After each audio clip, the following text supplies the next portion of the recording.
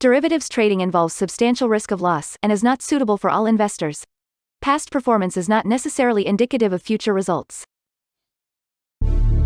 So stressful when the world's on fire. Good God. I can't look at this, guys. Like, my strategy is you buy it and you hope that you got a good spot. Yeah, but we all think you're crazy. You don't fight this. No way. The markets are freaking out and you don't think that anything is wrong? Come back tomorrow and I'll lose it all. Should be fine. Good morning, everybody. Tuesday, a bit later today, but I think we're still okay. Let's see here. Double check though. I don't think we have anything too significant coming. We do have like Canadian numbers, U.S. housing starts, Bank of Canada CPI killer. So there is a little bit of news coming up here, but nothing too major. So we'll come over here into the charts and take a look at what's happened overnight. Move that little control over here. Pull up the volume profile. So the treasuries, after having a pretty volatile session yesterday with, concerns about things flaring up with Israel again and so forth, yields have continued to fall. So it really feels that the market thinks that interest rates should be higher based on the economic conditions, but this contradicts the flight to safety concerns of global fears. If the Israel thing blows over, I think we could see the treasuries considerably lower. S&P 500. Oh, okay, so here's the news. It actually did move the market. Actually did move the market a little bit, but back to unchanged. So let's let them sort that out a little bit, let the liquidity recover, etc., etc. Okay, S&P 500 got pummeled yesterday, and this was not just risk off, although that's certainly when things accelerated, but the flows in the equities are negative here for the next week or two. So keep that in mind. We'll see how much damage is done. Oil is kind of going sideways in here, but hey, it's had a big run, so it doesn't need to do anything crazy. Same with gold and silver. Also, I'd say gold and silver are looking pretty good here. Copper right along with them. There was some mixed numbers in China overnight, but it looks like they're doing okay. And then here's the Japanese yen. The Japanese yen just keeps sinking. This is a problem. That cannot continue on for very long before something breaks and they do something about that one. All right. And then Bitcoin's still in the 6,200 range. I don't know. How close are they to, dropping here below 60K? It could happen. I don't know how likely it actually is though. The Bitcoins. All right. So good morning, Nubia. Where are you from, Nubia? Are you in I don't know, like saying afternoon sounds like an awfully British thing to me. Advanced software features, that's a new name too. Oh, Denmark. Oh, I love Denmark. I went to Europe once. We went to like France, Germany, Belgium, Denmark. Norway, I think. I can never remember if we went to Norway or Sweden, but I think we went to Norway. And we spent a lot of time in Denmark, Alec. I remember when I went to Europe, it's especially in Denmark, that all of the kids looked goth. But maybe that was just, the kids that hang out downtown. All right. Let's see here. So we are slightly higher. Is that because the CPIs were a little light? Canadian CPI month-over-month spot 6 versus spot 7. U.S. building permits 1.458 versus 1.151. And housing starts 1.321 versus 1.485. So the housing number's lower than expected. I guess all of it was lower than expected. I don't know, though, if those economic numbers are enough to really create sustained flows higher. What could create sustained flows higher is global tension. So I'm concerned that there could be a lot of headlines today, so we just got to be on our feet. If I do take a short, I want to be in and out. I don't think I want to be in these for very long. Good morning, Uzi. All right, let's see here.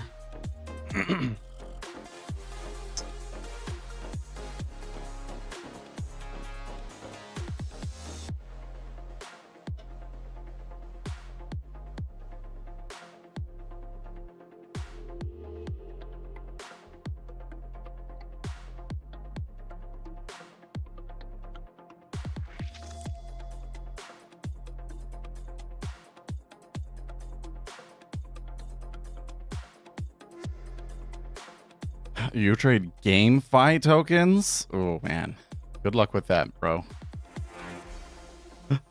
I want nothing to do with the crypto space, like especially day trading the crypto space. But you're really out there, man. Like, I bet you there probably is some you know, those are going to be like inefficient markets. So I bet you there probably is some opportunity there for you. But not my thing. Not my thing. A true degenerate. Yeah, exactly. Exactly. Did anyone catch the drop in ES yesterday? I didn't really, but it did kind of happen in our session, didn't it? Like, well, it was way more of a drop after we left. I saw this headline. Where was it? On Zero Hedge today. Yeah, here you see. Are you seeing panic? I think no. But let's read what the Marketeer has to say. I probably shouldn't be reading this article to you. It's a premium article, but I'm going to do it anyways. The Dow closed lower for its 6th straight red day. The index is now down over 2,000 points from its recent all-time high. The S&P closed below its 50-day moving average for the first time since last November, ending the 10th longest streak since 1950. The S&P 500 is only down 3.7% from its peak closing price at the end of the March. The median intra-year drawdown since 1928 is 13%. Yeah, this is only like a tiny little pullback. Monday was the first time since November 2nd that the S&P 500, NASDAQ, and S&P 400 and Russell 2000 all closed below their 50-day moving averages. The volatility index is now up over 50% in just 3 weeks. The real 10-year yield rose to 2.2%, the highest since last November. We entered the year with a real 10-year yield of 1.72%. The number of stocks making 52-week lows Monday outnumbered stocks making 52-week highs by the largest margin since Halloween. Computers are full of stocks, these strategies, trade models, and the models are saying sell. The talk of trading desks Monday was that there was roughly 10 billion of systematic selling, but highly unconfirmed. Everyone is asking, are you seeing panic? To summarize, there's panic in high touch. Absolutely not. High touch volumes are muted, with very few risk situations brewing and zero get me out bids wanted. The pace of flow has been, well, boring to be honest, a very little crossing, no exciting moments, and very few participants. Matt Rayner, head of cash trading, JP Morgan. Remember, sentiment stretched and also hit the upper part of the trend channel. Insiders sell into their own buybacks. Corporate executives have been selling stock at the fastest pace in over a decade. The percentage of publicly traded firms seeing net purchases from their executives has fallen to 12.5%. This is well below the 10-year average of 28. Remember when they were really selling after 2020 and everybody's like, that's the problem. Only 23 of the past 44 years saw the S&P 500 correct 10% or more at some point during the year. First close beneath the 50-day moving average for the S&P 500 and 110 trading days. Look at when streaks over 100 ended, showed stocks were higher 3 months later 88% of the time, and 6 months later 81% of the time. Doesn't sound too bearish, but I think that's kind of the thing, is that like I see a market that is in for a decent pullback based on flows. Okay, some big aggressive seller in kind of halting the rally there in the Treasury. Let's see how that turns out. That's curious. Anyways, I see a market that is in for some selling flows over the next week or two. Well, not really anybody panicking. Everybody kind of going, oh, okay, this is the perfect opportunity for me to go long. So, I don't know.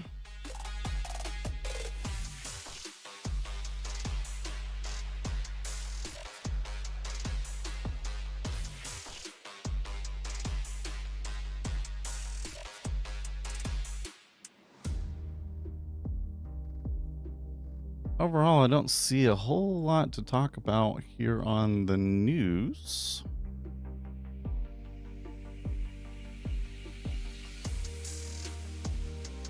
Read over here on Twitter now.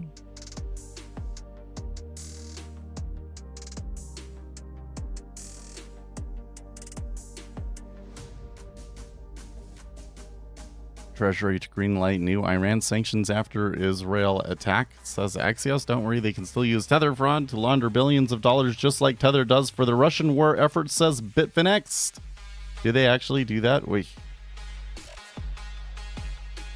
I kind of think that these guys are pushing on that just because they really want U.S. authorities to look into it. Okay, Mohammed El Arian making a post relevant to my interests. I suspect that one of the reasons why a 154 yen has not triggered Forex intervention by the Japanese authorities is because it is part of a generalized dollar strengthening. Having said that, it adds to pressures there and elsewhere. That is true. The dollar has been, a lot stronger past week. We're getting a decent pullback. We're at as high as 106 earlier in the day. I think so, but it's hard to prove. Well, if you get, if you raid them, I think that it would be very easy to prove. What I don't understand is why it's so hard to get well, I guess maybe it's because they're in a foreign country. If they were in the US, maybe they would have already been raided. I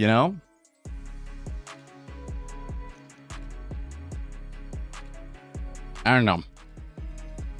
It sure seems to me like that Tether is obviously committing fraud. And it just drives me nuts that they're not doing anything about it. How high do you think this trend can go? I'm not. The thing is that it's in the upside, right? And if we get those global risk headlines come through, then we could see it continue to go up.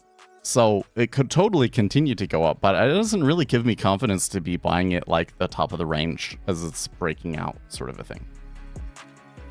So that I don't want to fade it either, because the risk is that the risk headline comes in and we rock it up here.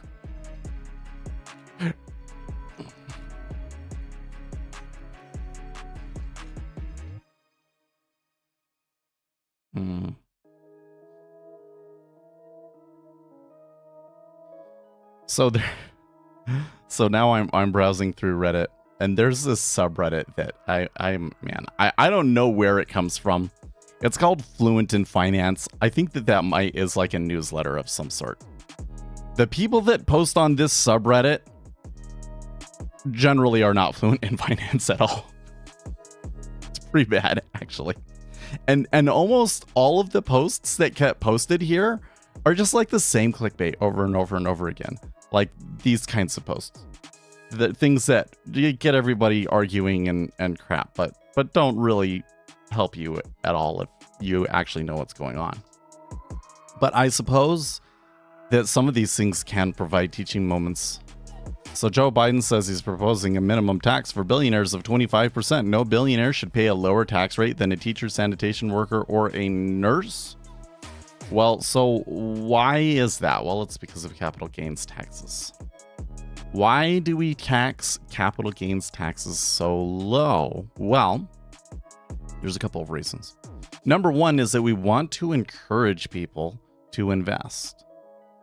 If we discourage people from investing, or we tax people more for their investments, because right now I think it's like 15%. So if we add 10% to the taxes that we take out, that is less money in the market. I mean, not only does it discourage investment, but that's just less money in the market overall. And so you would see stocks decline. So that's why the politicians are always very hesitant to do anything tax-wise with the capital gains and so forth, because this is very painful for the markets. But more so than that, I think one of the biggest disconnects that I see with kind of like your average layperson's understanding of economics versus the reality is that the layperson assumes that the market is perfectly efficient with respect to everything that there is to know. And so there's this idea that, like, if a news event, you know, like a company does a thing and then the next move out of that stock is down, then that means that it was a bad decision, right? And so if the market is perfectly efficient like that, which it's not, but if it was perfectly efficient, then wouldn't that mean that, like, what I get paid should reflect all available information? What I get paid should reflect, like, my contributions to society. That's what people think should happen, but it's not what actually happens. What you get paid is purely a matter of current supply and demand. Well, not purely, but that's the primary factor in all of that, right? The issue in an economy, the issue in economics broadly as a whole, is supply and demand. Is you got people that make things and you got people that need those things, but, like, then there's other people that need those things for other things. And so these two people have to compete for that particular thing. And so how do we sort that out? We have a market, because it's just impossible for all of the information about supply and all of the information about demand to be contained in one place. We don't have some computer system that like correlates all of this information together and knows everything real time. And so we have to collect all of that information together with a market. And so the market is primarily a reflection of supply and demand. And the challenge in an economy is getting that supply and demand together so that they can make the transactions. And that's why we use a market, right? Well, this leads to an interesting little conundrum, which is the thing that is always in the most demand is money itself, or the medium of exchange itself, if we were like on a gold standard, right? Access to capital is the greatest predictor of, you know, are you going to be rich? Are you going to increase your fortunes, right?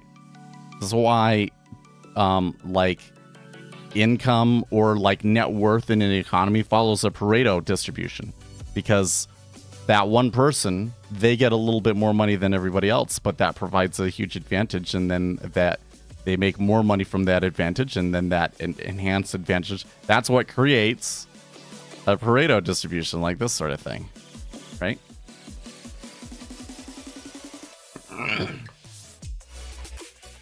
That's why you get one guy that just makes so much more, or has so much more compared to everybody else. Access to capital. And so when we tax money, that is taking capital out of the markets. And that has impacts, right? Because people want the capital. It makes the capital more valuable to some extent, but it also kind of hurts the economy, because the one of the things that's most correlated with, like, economic expansion is an increase in the monetary supply. So if we start taxing more, we start taxing the billionaires, that's a lot of money that comes out of the market. And that is a lot of money supply that comes out of the market, when the money supply is already contracting, by the way. Like, maybe if we were having super, super hot inflation and money supply was going up, then it would be like, let's tax people, right? And then there's all the political implications of it and everything. So yeah, it seems like a nice idea that maybe investors should be taxed more, but the economic consequences of it are so bad that it stands almost zero chance of happening. It would be very, very difficult to impose a increase in the capital gains tax in the United States. I'm not even sure if a majority of Democrats would vote for that, to be honest with you. Maybe I'm wrong. Octavia says, stalking along the strip is moving in sync. I would say that it is moving in sync. However, the flows do not seem evenly distributed. What I'm seeing right now is that the flow is mostly coming into the 5-year. They are having a slight bit of a pullback right now. There was a little bit of steepening there, but that steepener is reverting back to where it started. So I don't know if I really have good evidence for strong meta order that I can really write on, especially since, what have we had happen? Well, it was some economic news. It was kind of like B tier news, but I'm still kind of on the lookout for a fast mover potentially.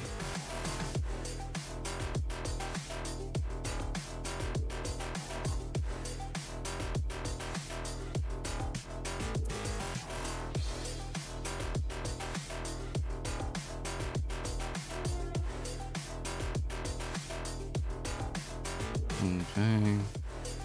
So, what's something I find really weird? One of the things on the right, on social media right now, is you go and find the most unhinged leftist people out there, and you repost their content, like libs of TikTok. Libs of TikTok being a really great example. And show, some of the absolutely zany things that some of the far left people on TikTok are saying. And the thing that I always find interesting about the sort of stuff that libs of TikTok posts is that it really exposes people's ideology. Like, these people are crazy because of the political beliefs that they've adopted. Man, it was like as soon as Octavia said stalking along there, it kind of came back. So I hope that saved him from taking an entry. But, if we're stalking along, this 26 to 24 area might be interesting. I'm still kind of torn. I'm still kind of, I don't really see. Oh yeah, and that 5-year came back really dramatically too. I think that gives me a no trade. That has me likely to sit here for the next 30 minutes. Anyways, now something that I'm starting to see on Reddit, and Reddit is recommending these subreddits to me more and more. I don't know why, but it just does. So there are subreddits that are trying to do the same thing the other way around, but it just doesn't work the same. Like, the people that I see that get posted on these make fun of conservatives subreddits are kind of more just people that just aren't very bright. They don't seem to me to be people that have like really extreme beliefs, and those extreme beliefs have the combination of the extreme beliefs, and maybe they were already unhinged to begin with, just results in absolutely crazy and frankly scary behavior. But what I see from the conservative ones are just like people posting memes and things like that just don't seem to be very well informed, and so it's not actually funny or entertaining at all. So I find that really, really weird. But I do find that they will find extremists. There are extremists on the right It's just that, like, it's not the same thing.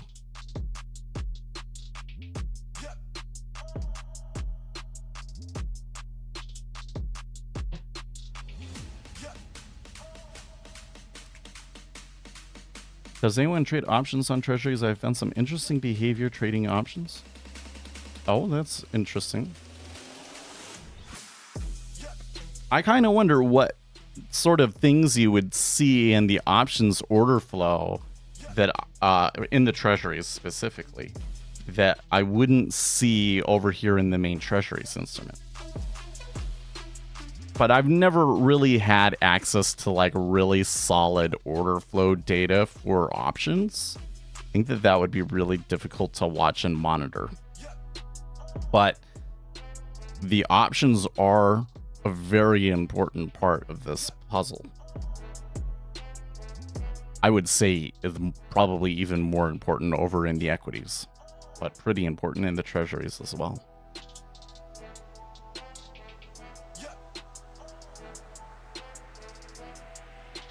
UK to criminalize creating sexually explicit deepfake images. I'm sure.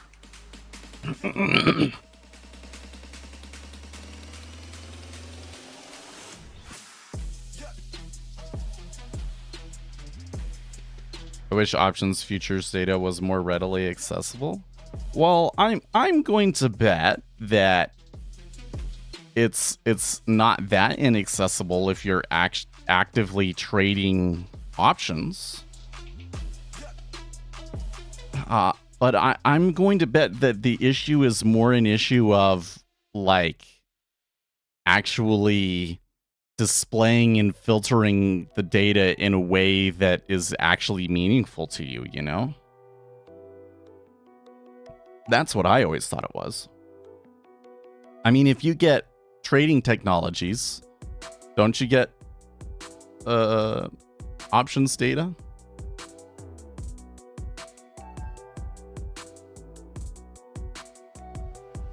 I don't actually know. I always kind of thought that they did. Well, Thinkorswim has options data, sure.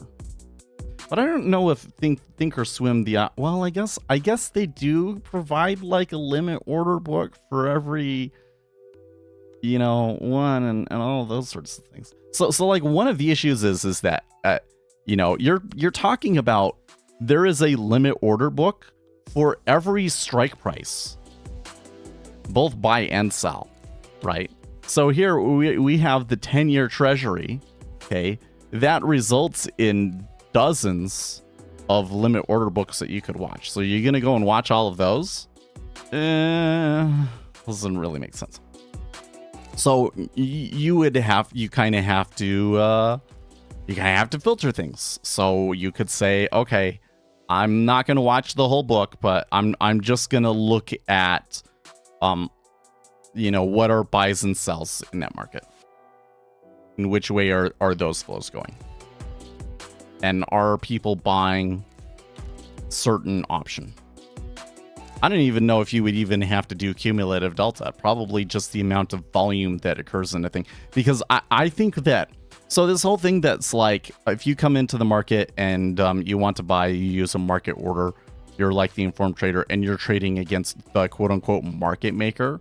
That is like way more extreme in the options space. When you use a market order, you are almost certainly matching up against an algorithmic market maker that provides the liquidity for you, if not the clearinghouse.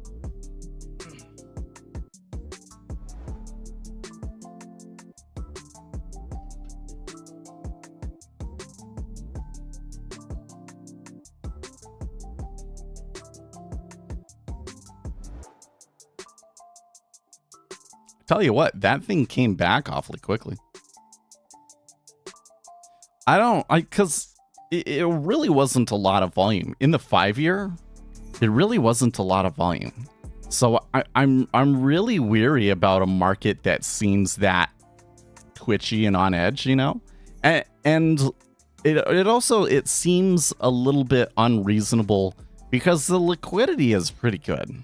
So for them to move like that in spite of the liquidity really bothers me. But it probably means that it is, well, I mean, like the dollar declined and then came back up there. So probably it is the dollar that's driving that trade. And when it's the dollar that's dominant, those are usually aren't very good trades for me either. So that's another point. What does he say? Okay, I'm dumb. Was what, like you have options data this whole time? My E-Trade platform has Treasury futures options. There you go. Well, it's not just that. Like, you know, one of the things is that you go to the CME, right? We can look at that. Let's look at that. Markets, Treasury, or sorry, interest rates, pools, and then which one is it?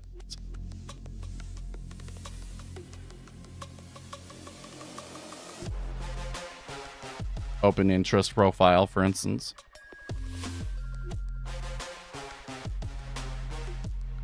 Right.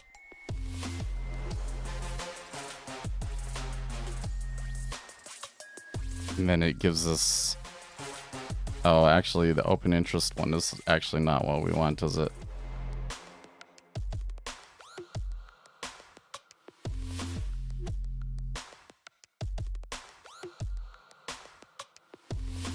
Ultra 10 years.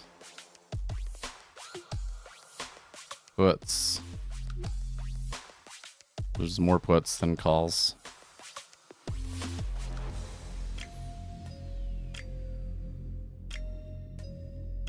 I think what we actually want is the heat map though, right? Oof, what's going on?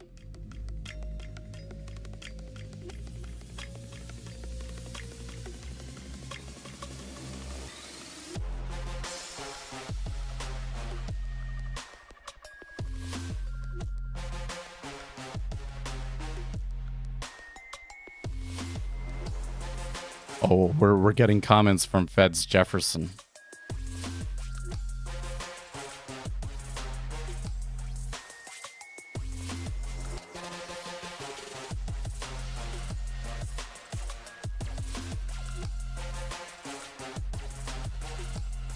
So the thing that I find interesting when I look at these charts, for instance, though, is that like the volume is actually pretty light and sparse. At least in that product it is. Maybe I need to go to a different one. Maybe just the straight 10-year. There you go.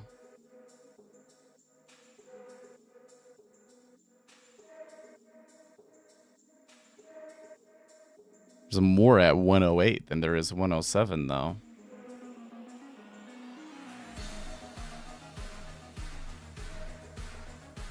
And once you get below... Oh, it's 109 and above. There's a lot more calls.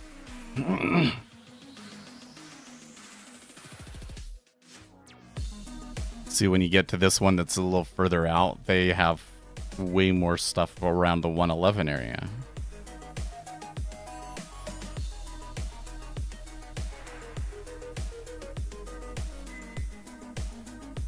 That's kind of like, well, I think it is a reflection of like what we've been seeing in the market overall, which is that like we had a lot of activity over here and then we fell. And so now, you know, that kind of creates a lot of problems for certain people. Okay, let's see here. First, Squawk is tweeting Jefferson's comments, so I'll read them to you. In March, headline PCE was 2.7 over the last 12 months based on Fed staff estimates. Core PC at 2.8, despite considerable progress in lowering inflation. Job not done yet. My baseline outlook remains inflation will decline further with policy rate at current. My baseline outlook is also for labor market remaining strong, demand and supply continuing to rebalance. Complicated compared to quarter 4 2023, I expect quarter 1 economic growth to slow down but remain solid as indicated by Fed and March retail sales data. My baseline outlook remains inflation will decline further with policy rate at the current level. I am fully committed to getting inflation back to 2%. Jefferson's prepared remarks make no reference to policy easing versus remarks on February 22nd that easing will likely be appropriate later this year. Ah, yes, and I remember that one. So the market was reading that headline as hawkish.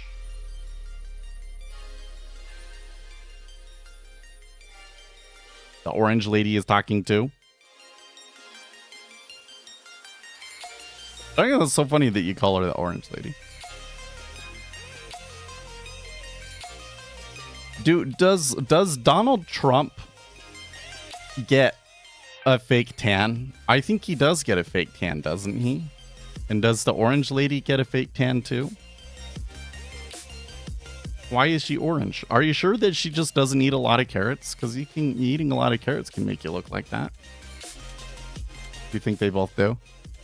But do we have like confirmed evidence that they do? They have empirical. Oh my gosh. It reminds me.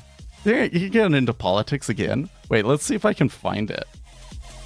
Because it's something we've been talking about a lot lately. But there was this article that really, really bothered me. Oh, I don't think I can find it anymore. It's off of the list.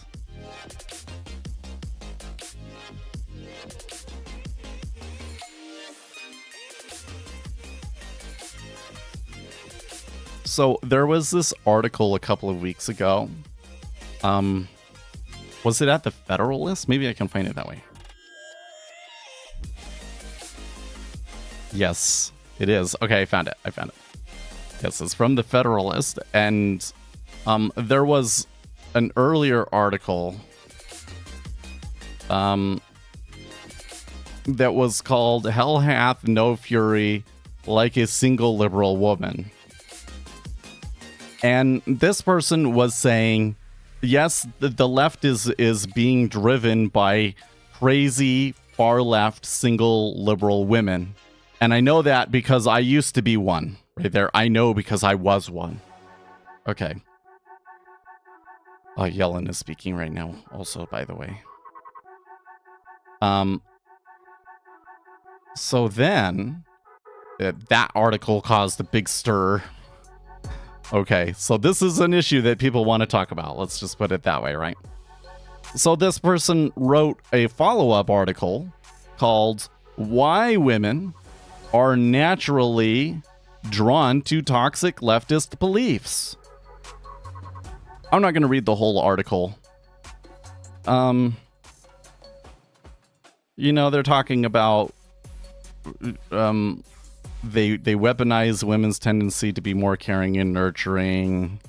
But then somewhere in here, we've got daddy issues. While there's much ado about absent dads and their effect on young boys, and rightly so, it's equally important to examine the father-daughter relationship. I submit that there are a lot of single women walking around with big old daddy issues, making them particularly vulnerable to the left-wing paradigm, one in which the state or a man who abuses power, i.e. Harvey Weinstein, Matt Lauer, or any number of spiritual gurus, steps in as the paternal force, is essentially the gist of her article. Which to me, honestly to me, seems like almost like a parody of right-wing beliefs. But probably, I think that most people on the right do think, and I would agree that it's objectively true that single women, we say, what do they call them over here? Single liberal women, let's say. Single liberal women are a major demographic in the Democrat Party. That part is true. Okay. But why? Why is that? Is the question. And I don't think that the answer is very clear. And so, when I see an article like this, why are women naturally drawn to toxic leftist beliefs? I'm expecting, oh, perhaps we will get some good insight into this phenomenon. But guess what? Guess what happens? It's just somebody's crazy opinion. It almost seems kind of like almost too stereotypically conservative. Yeah. Next article, how I trolled the entire right. Maybe she's not. Maybe she actually is still an unhinged liberal and she was just posting this to show that like conservatives would eat it up. I think that a lot of people would read this article simply because of the title. Because like when I read this, I'm like, there's no actual information in this. Like it's written, it makes it seem like they're making a case, but they're not actually making a case. They're saying like, this is what I think it is. But then they don't really go into why or like provide any evidence, right? And so the thing that bothers me about it is absolutely zero empirical evidence. Do you trade live or you just talk some new here? Well, so we do trade live on occasion. If you're looking for a live stream to like follow somebody, this is the wrong stream. Actually, I have a whole rant about this that I was thinking about the other day. It kind of morphs into this, actually. I don't know, like this whole thing, there's definitely like some dysfunctional societal stuff going on, right? I think that it displays itself in trading too. So like there's this thing that like it seems to me that if you are a politician, for instance, that you kind of have to be a narcissist. Like Donald Trump acts like a narcissist. He does. There's no question about it that he does some things that seem very narcissistic. One of the big like narcissistic things is that a narcissist will absolutely never ever admit wrongdoing about something. They'll never come in and say, oh, I was wrong about this thing or whatever. Or, oh, I lost the election. They can't do it. I suspect that Donald Trump is maybe not actually a narcissist, but pretends to be one because he has found it to be effective. That's what seems to be going on to me, but there'd be no way for me to prove that. There'd be no way to prove that. But I'm just submitting that as one possible instance where it seems to me that rich people have kind of found that if they act narcissistic, that they get social media attention and that it's kind of an effective way to take advantage of social media. So you get all of these people that are like, you get in this constant validation and rush of dopamine from the social media. And that's where you're getting it from, you think. I mean, I think it's always been a thing in our society. Like, it used to be, or my generation, oh, you watch too much television. And then before that, it was like you read too many books. Like, there are just things, activities that you do that will give you dopamine, right? And the problem is that as you get older, it stops giving you the dopamine. Like when you're a teenager and you watch a TV show or you play a video game, they can be like absolutely crap video game, but like that's what's available to you. You're higher in dopamine naturally because of your age, and so you get that rush, right? And something that I think is happening is that for some section, particularly of men between the ages of 16 and 25, that the markets have become one of those dopamine sources. So you come in, you trade, and you win, and you get this huge rush of dopamine. I mean, when you, especially some of your first big wins, man, there's nothing like it. There's nothing like that feeling of catching a really, really big winner, right?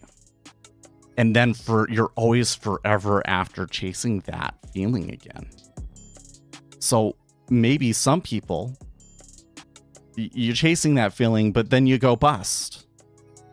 And so it's kind of like, oh, I can't really get that feeling from my own trading anymore.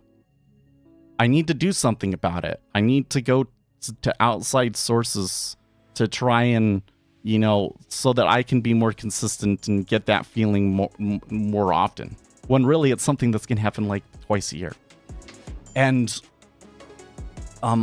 that could kind of lead to, okay, I'm going to go and watch Speculator Seth's YouTube channel.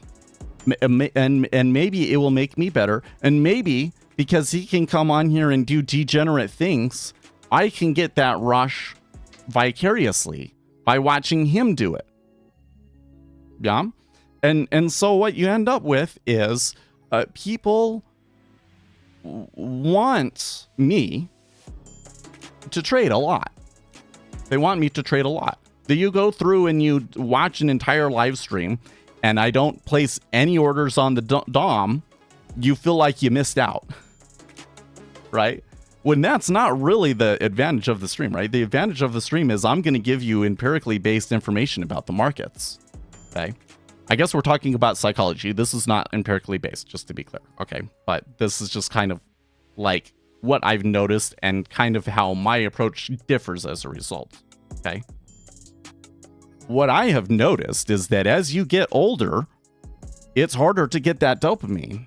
And so even if you are doing the things and you are making great trades and things like that, you just don't get the same thing from it. Like, okay, on Monday, was it Monday? Yeah, it was Monday. It's only Tuesday. It wasn't Monday. It was Friday. It was two days ago. Friday, I took 3 trades and they were all losers, so I lost $30. They were all small trades, so it was okay. I'm not too worried about it. There have been other periods lately where I took, you know, I had losing streaks like that, and it was a lot more. It was like $100. And those really suck. Okay. But that sucked. Like, it's still on my mind, right? I think I'm being a little bit more cautious than normal because of that loss. But you know what? Before that, I was on like a 4 or 5 trade win streak. And all of those wins were relatively large wins as well. Completely forgot about them. Completely forget about it. And only remember the losses. That's also on the sim accounts. When I'm like, you know, kind of scalping across the range to try and give myself more risk to play with and that sort of a thing. Those plays have worked out phenomenally. Some of those have really, really run lately. Okay. Does nothing for me anymore. You know, it's like, it's great when the day that it happens and you forget about it the next day. And I think it's because I'm 38 years old. Like, as you get older, you lose the dopamine and you have to start relying on the serotonin. Right? Like the coming in and enjoying the process. Like, take whatever it is that you're doing at its most basic level, especially if you can bring it down to like the mechanical level. Like, I'm a programmer. What do I do as a programmer at its most basic mechanical level? I'm typing. And so what I have done is I have created a setup for me to type where I'm in my editor and I can do everything from the keyboard and I can just get into the flow, right? And so when I'm programming, and I savor the times when I get the opportunity to really write a lot of code, like start something from the beginning and I'm just typing for hours, just going as furiously as I can, that sort of a thing. Because like every key press is like a little sparkle of serotonin. I love it. And it's not the dopamine. It's the serotonin side. I remember when taking trades used to make my heart race. I'd get so excited and nervous, and now I make a trade and go outside to smoke and leave it to God. Yeah. Like this is the thing is that I hate the losing so much that it almost kind of makes it not worth it. I don't trade for that feeling anymore. I'm so over it because it's not worth the emotional drain on the other side when you're not doing well, right?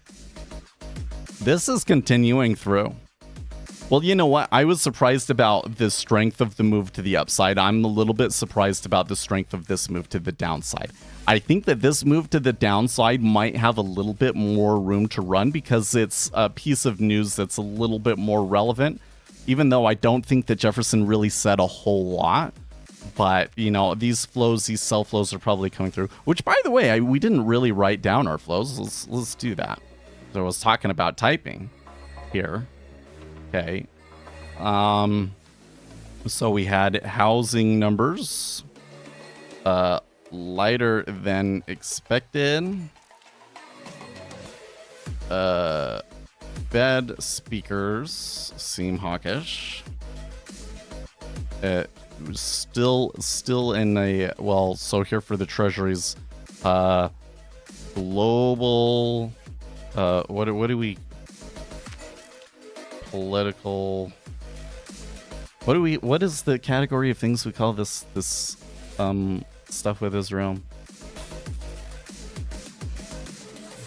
Global conflict risks.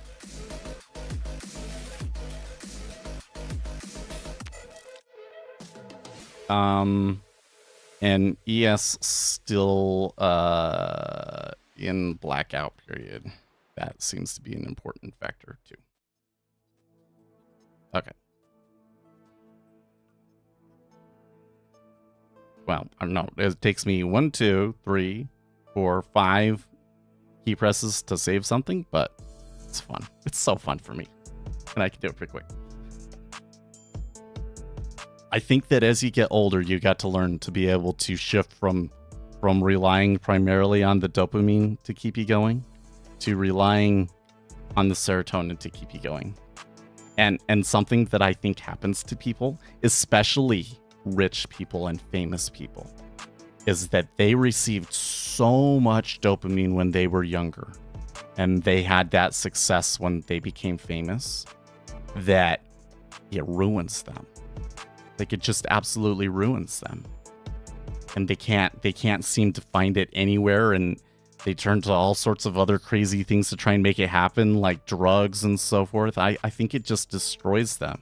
It gets you to the point where it's like you can't experience joy anymore because you were too overloaded when you were younger, you know? And so when it comes to trading, I think that that's a factor that you kind of have to keep in mind.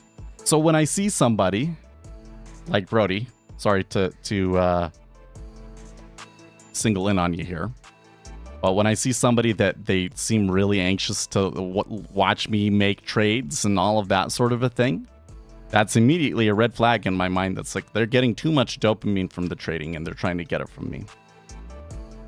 Because if I give that to you, I feel like I'm doing you a disservice. What I want to do is I want you to get into a consistent thing. Come in, look at the markets, list out the flows, wait for a good opportunity. Don't take a trade unless you really have a good opportunity. And that means that you don't take a trade every day. And that you don't want your mood to be dependent on whether you make or lose money and whatever. Like, you've got to get past that and just focus on the process. You know? A lot of things like being outcome, like focusing on outcome, there's some real benefit to that in some fields. But there are some fields where the reward that you get is so random you can't do that. You have to focus on the process. So, the process, well, when it comes to flows, you know, when we were looking at the flows on the upside, I wasn't too impressed with them, right? The flows on the downside are definitely a lot stronger. Okay, come on the charts. Okay, pretty clear autocorrelation there. Like, especially in the 10-year, it's just a consistent sell.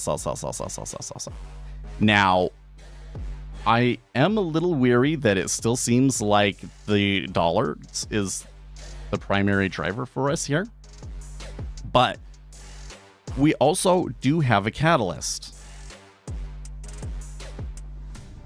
We have a catalyst in Fed speaker. So, and I think that kind of started from 23. So it seems, I don't know if I want to make a bet on this continuing lower. I think that I probably should have tried to take advantage of this. Like I said, I feel like I'm being like way more risk adverse than I should be. You know?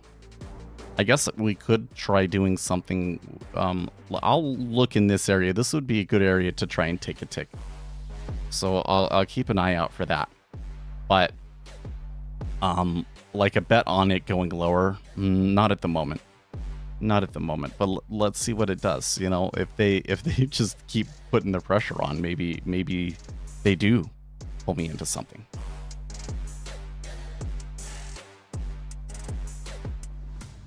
By the way, what are all these things down here? Let's move that. I hate it when... So Windows has this thing where, like, if it can't show all of the windows over here, then it pushes this over more. And I hate that. Oh, you can't even see my bar anyways. Don't worry. No, forget I said anything. Forget I said anything about it. There we go. That fixed it. That fixed it.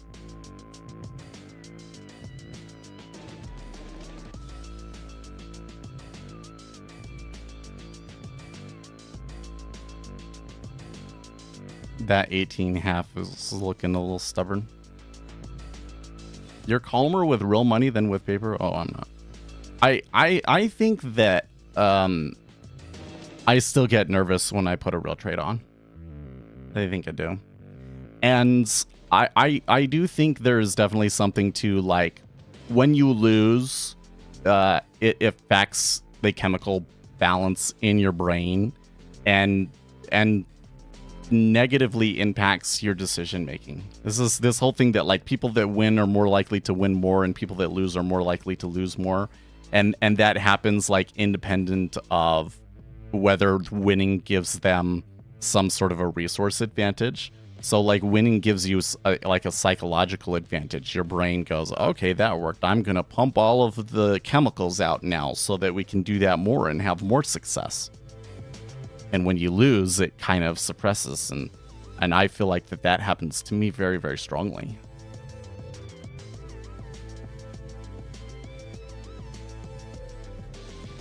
So, to be honest with you, a lot of the time these days, I feel like I am helping you guys out more by not taking a trade and just analyzing the market as it happens, what the current conditions are and what the flows that we're expecting to see are, rather than taking trades. And I'm only really, because, you know, there are some spots where, yeah, maybe I could make $10 there, or maybe I could take a tick out there. But I don't really care about those anymore. I don't feel like that there's really enough in those for me to spend that much time with them. So I'm really only waiting for something where I really feel like really confident that the flow is going to be one way.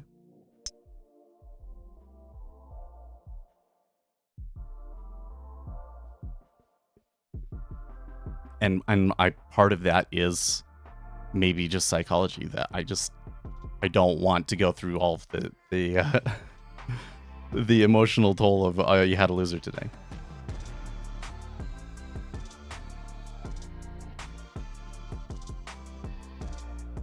Well, there's definitely some volume trading here in this area. Like, the market makers are clamping down on it a little bit. And the thing that I continue to see is that it looks like the dollar is a dominant factor. The dollar has pulled back a little bit. The Treasury has not.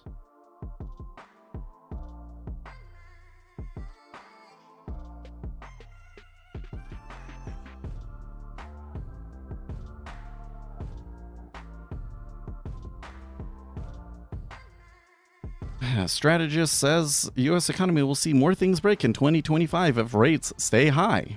Yeah, maybe. Short 18.5, but you need the... Oh, man, really? Okay. Well, you know what? I have no reason to doubt you. So when I always get those reactions, when I get some of my really good traders say something and I'm kind of like, oh, I'm too terrified to do anything in this location, it makes me wonder about myself. Makes me question myself a little bit. I'm a little bit too worried about the volume that the amount of volume I'm seeing in this area. This looks like something that's likely to create a liquidity hole and volume node. So I'm a little bit weary about taking a trade on it, just blasting through here. Plus, you know, if I am going to take something within the range, I would want it to be like above 19, right? But it's a good point that while the yen was kind of declining a little bit as the treasuries declined here, the yen did not really meaningfully participate on this particular move. The move in the dollar seemed to be driven more by the other currencies. Or the currencies collectively as a whole.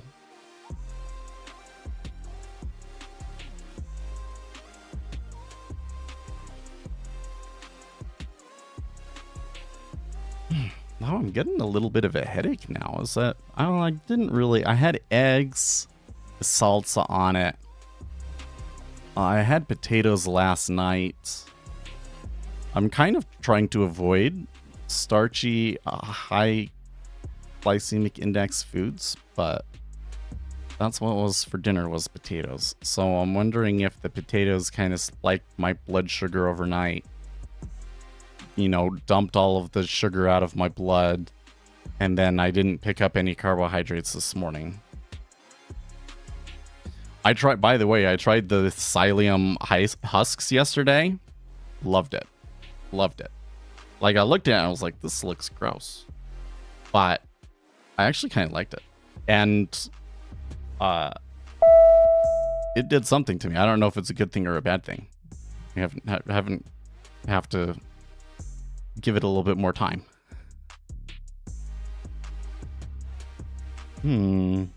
Okay, so there's the S&P 500, and my new squawk is telling me that the opening imbalance is to the buy side. But so far, this first bar looks red.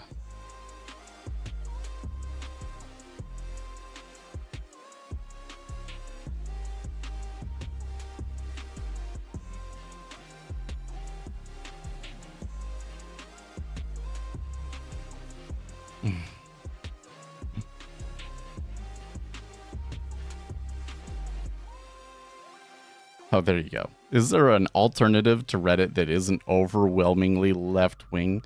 Yes, please. 4chan. Oh my gosh.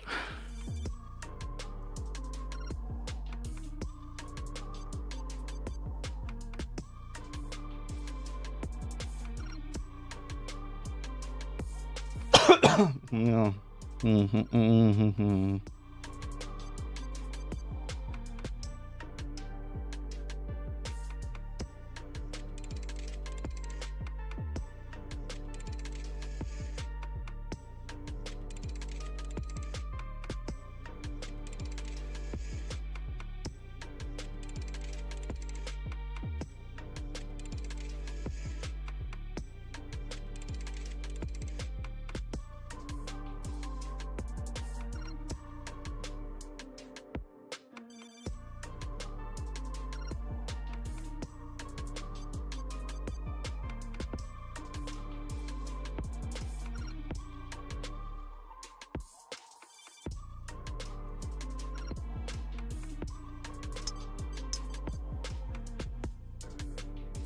I to this guy's question here, I'm not going to post something on Reddit about it, but is there an alternative to Reddit that isn't overwhelmingly left-wing? I think that if you are bothered by, you know, you want social media that's more conservative, you want to read opinions from people that are more conservative, you feel like that the leftist ideology is kind of tainting your news a little bit too much. Because that's kind of the thing that I hate about Reddit, is like their takes on everything is like not very useful because it's coming from crazy people. But I think that the solution to that is kind of more interpersonal. Like, you want to find, like, your group of people and make a small private Discord or something like that. Rather than, you know, a big social media network. Because as far as I can tell, in the United States, the liberal position is slightly more popular among people in tech. And they use that advantage to absolutely crush the other side. So you never find a really popular social network that's dominated by conservatives. We started to trade a lot of volume here, there at the bottom. Yeah. Well, 40,000 contracts at 19, that's a lot. But that gets me back to, if I'm going to take a trade down here, I've got to get a better price than 19. Right? There's also this 23, I think, becomes an interesting price. 23 was, I guess, like the opening range low is what it's telling me. That's what that yellow line means.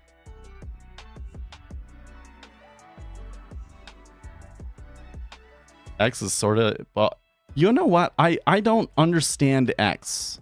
I've never had any kind of significant amounts of interactions on X. The only time I ever got like a lot of interaction with my post was because I responded to one of the Chinese propagandists' posts and got like a deluge of 50-cent army people insulting me. That was all I ever had. Oh my gosh. Are they? Oh, I was like, how am I all the way down there? Okay, they're going to push the bottom end of the range again? Maybe.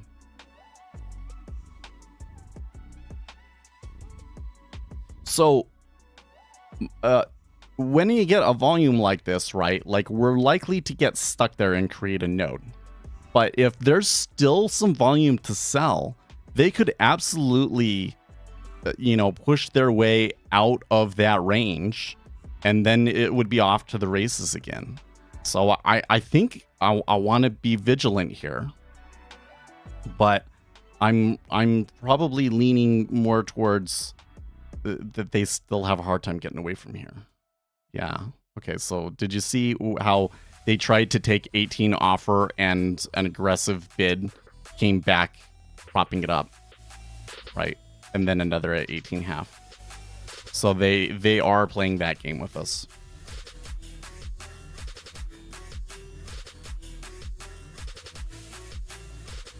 That doesn't mean that the opportunity for it to bust lower is gone. It just kind of tells me something about the current conditions, that like that bid is there. It will be difficult for them to sell through 17.5. Not impossible. It all depends on how many sell orders they actually have. But that's the situation.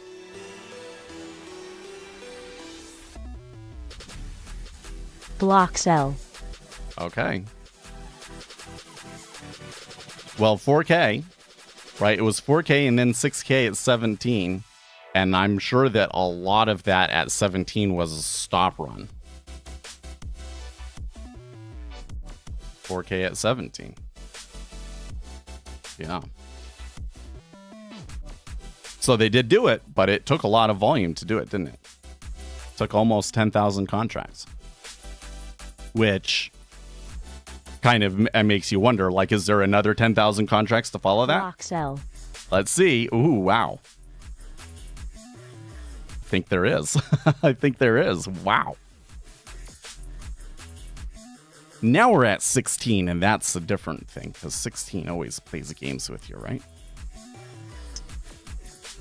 That was very aggressive.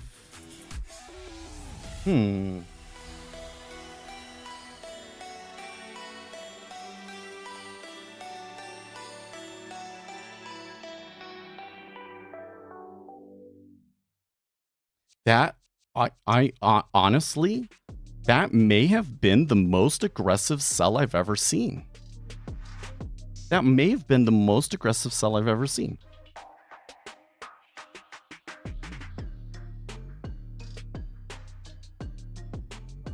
Often when we are falling in treasuries, it's kind of like a buyer's strike. Like the bids just melt in front of it and disappear. But this time, they traded 4,000 contracts every step of the way there. So that is one of the most aggressive sell side flows I have ever seen. That was huge. Kind of sucks to not be involved in that whatsoever, but hey, is what it is. There's no way that I ever would have dreamed that, so I thought, oh, it's possible that they make another push but for them to have pushed through 4,000 contracts every step of the way and all of that, no way that I thought that was going to happen. No way. And thus, no way I would have taken a trade there. But I don't know if Octavius was still on that thing. That would have been a great trade. Still would have been better if he got 19.5 though. He did. He got a +5. Man, that really was a wild one though.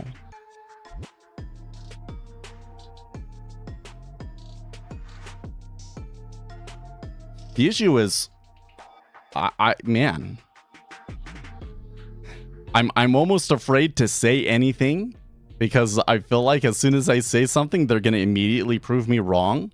But it's pretty hard to follow that up, right? Like that was a lot of contracts. Are they really going to sell another 12,000 from here from 16? That seems extremely unlikely to me. They're going to have to balance it back out a little bit here. But given that there was 42,000 that traded here at 19, it's a pretty strong flow. It could be something that goes all day. So I don't know if the timing is right, but I think that I might still be able to sell it.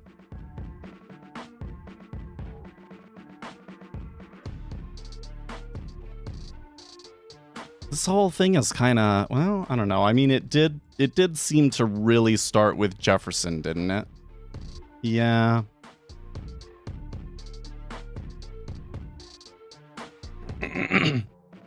I'm gonna have to come back over here to our volume profile and say, okay, so where are we now? Because we had all of this fear, contagion, and everything. Well, we're like way lower than that. So now we have to come to our dailies. And like, are we headed for these prices? This week, next week? Because this is kind of starting to look like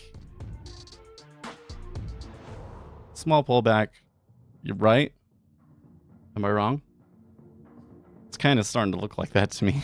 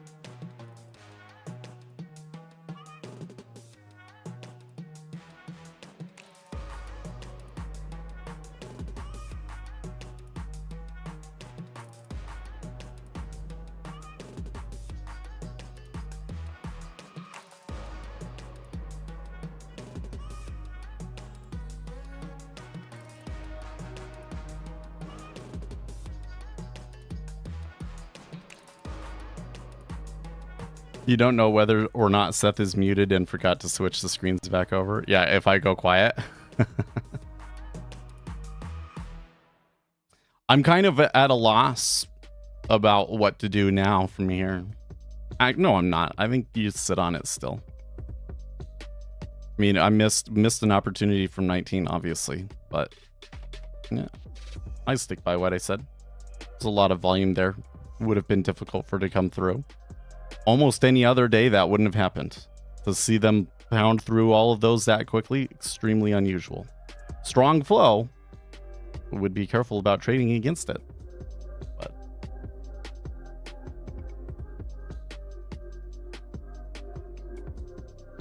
see some great trades. Well, the issue here on this one. So let me just draw out a scenario for you. What if all of a sudden on the news squawk, the headline was explosions in Damascus, right?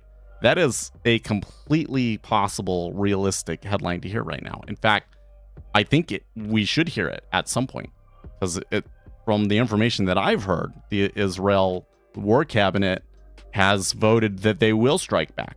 It's just a question of when. Might not be immediately.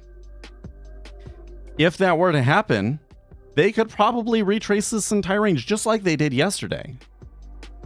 So it's worth being cautious. And look, they are coming back to that 19 as well. So that is further evidence that I was correct about this kind of liquidity hole at 19. That there's a lot more bid liquidity below that 18, 19 area, and it makes it very difficult for them to stay below it. I would not read that as like, this is a reversal and now I should go long sort of a thing. If anything, I would be like, okay, let them kind of sort things out at 19, and then 45 minutes later from now, we can make another attempt at the lows.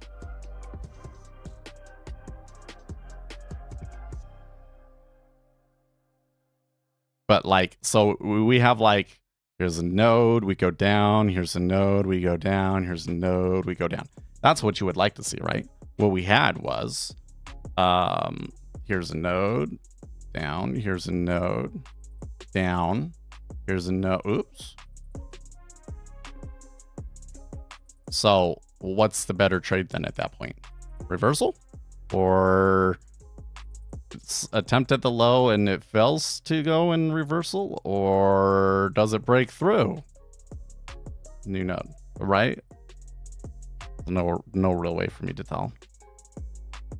If it's the headline that's driving things and the hawkishness and everything, you could very well get this one though.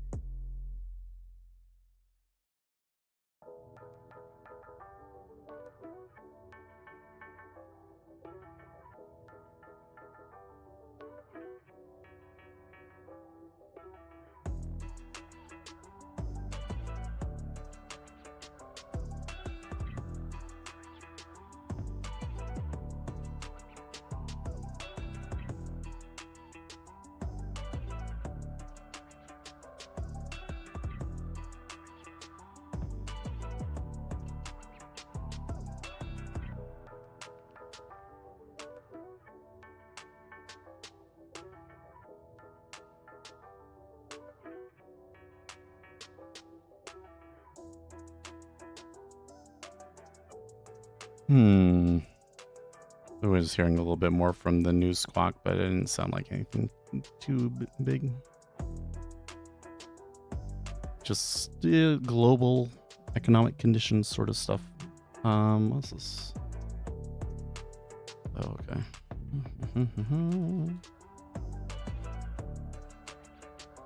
Oh, and that's right.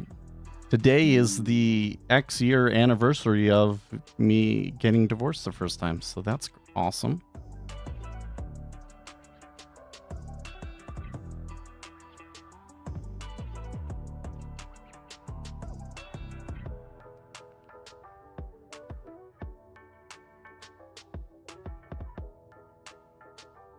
No, there wasn't a second time. I guess the reason why I was saying the first time was to try and like give more context that like I was married, I got divorced, and then I got married again.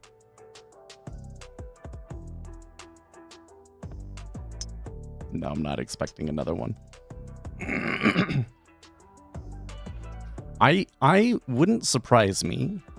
This is the sorts of things that I worry about. Is it just because I'm 40, do I need to start worrying about things that happen when I'm 80? But I'm concerned that I will outlive my wife. Not concerned. I think that I will outlive my wife, and then what do I do? That will be weird.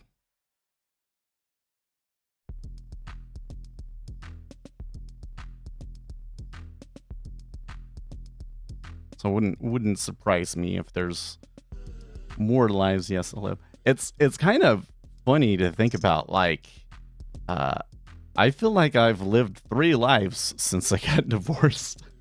So, like I'm on my 3rd or 4th life since then. You know what I mean? The math isn't in your favor. Yeah, I mean, the statistics aren't in my favor, right? The woman usually outlives the man, but I am substantially more healthy than my wife is at the moment.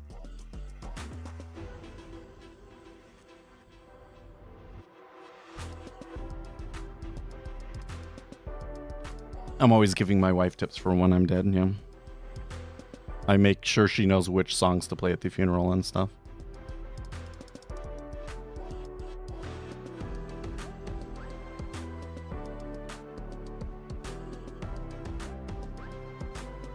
If I think that if she well, you know what? It could be a couple of things. Okay, so like, I think that she is dealing with like insulin resistance and like overall hormones and probably diet is probably a major contributing factor to all of that.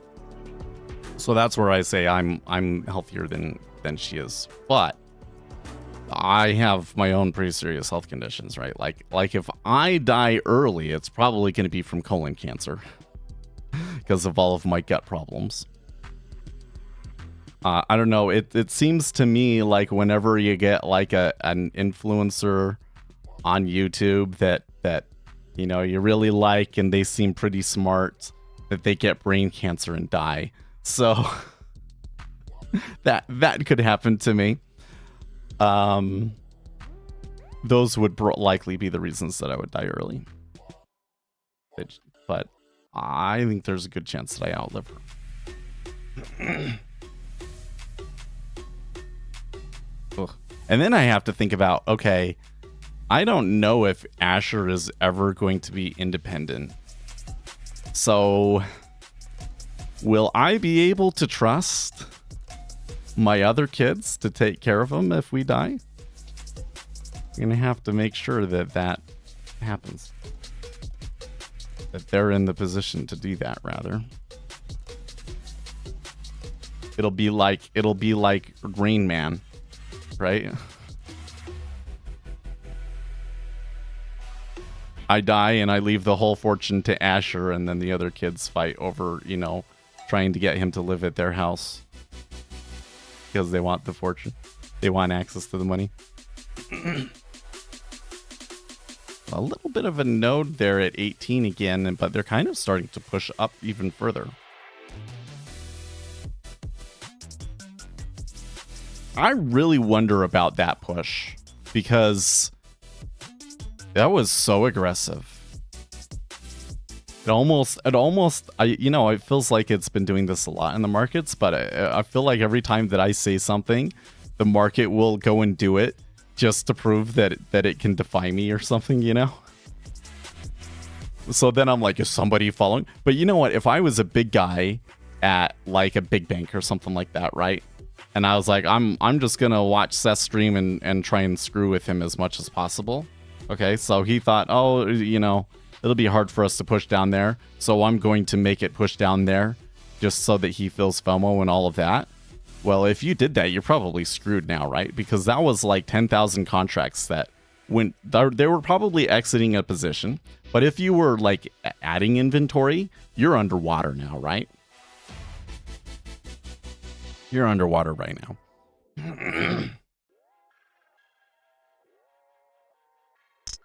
Low volume area 1800 in NQ.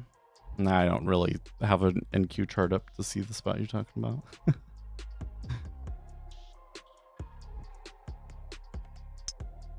No, I find it interesting. So here's this. Let me tell you something. If I traded NQ, I would probably still be giving you guys more information about order flow and nodes and so forth in ES than I would in NQ. Because they're all correlated. There's more flow in ES. So you're going to get more information from ES. So I would be more interested in a low volume area in ES as opposed to NQ. But presumably they would be pretty similar, right?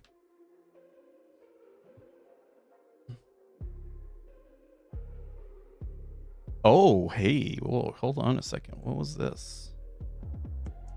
I missed that. Oh, jeez. Dude. How come I haven't heard anything about that on my news squawk? You see that in the Japanese yen? So, the Japanese decided to do it, huh? Interesting. It was very short-lived, though, and they're already retracing it. Oh, geez. I don't know what to make of that.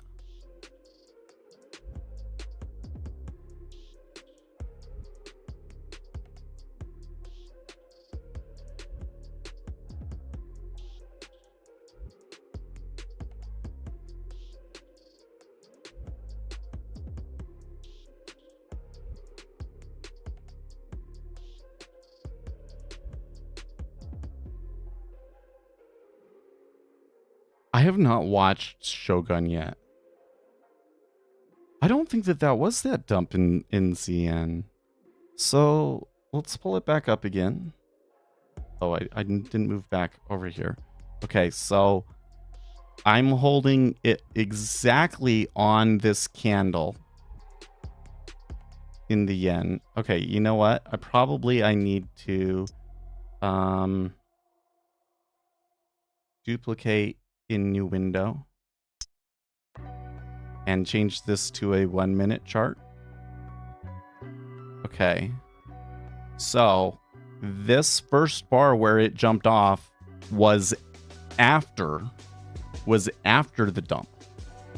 So it looks like what happened was there was a dump. We kind of started to maybe recover, and then the intervention in the Japanese yen came. So it seems to me, just based on the chart and the timing of the chart, that this huge buy in the Japanese yen was perhaps in part a reaction to this dump in the treasuries. But they could be related. They could be, here's where they sold the treasuries and here's where they bought, right? This could be sell my treasuries to fund it and then buy yen. It could be that sort of a thing going on. But it's really weird. But then the thing is you got like such a huge spike in the Japanese yen I'm surprised that the treasuries didn't retrace more than that.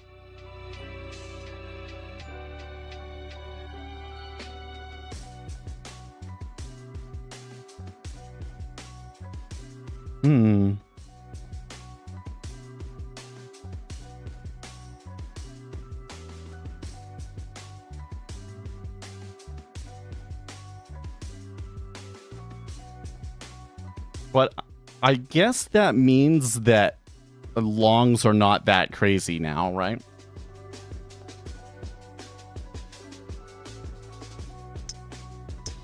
I wouldn't necessarily expect more intervention in the end, but... So let's see, where did I miss? Did any of my news squawks mention it? How long has it been? Well, that happened in like 40, so it was about 20 minutes ago.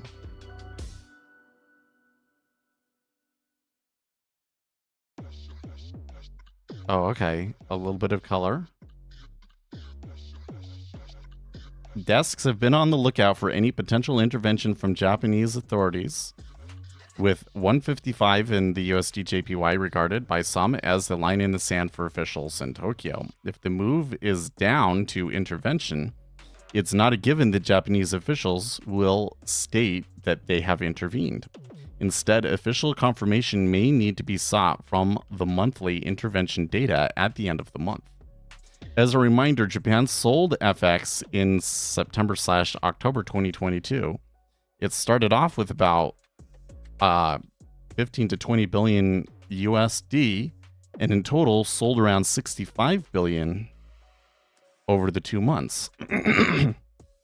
Analysts remain skeptical over how effective any potential intervention could be and whether any downside could be sustained for USD JPY given the perceived policy divergence between the Bank of Japan and Fed, with rates at 0.1% in Japan and rates not priced to hit 0.25% during 2024. Furthermore, Rabobank reminds us that FX intervention tends to have the biggest impact in turning a currency pair around if the fundamentals are turning in favor of the softer currency. Whilst inflation may have become more favorable in Japan in recent months, combined with positive real wage growth, price action for the pair has been guided more by the strength in the US economy, tight labor market, and elevated inflation. Okay, so they all think that they intervened there, but they didn't say that they did. And I only saw like a few, like 2 mentions of it on the squawks, and I did not hear it over this one, although maybe they said it and I just ignored it and didn't catch it.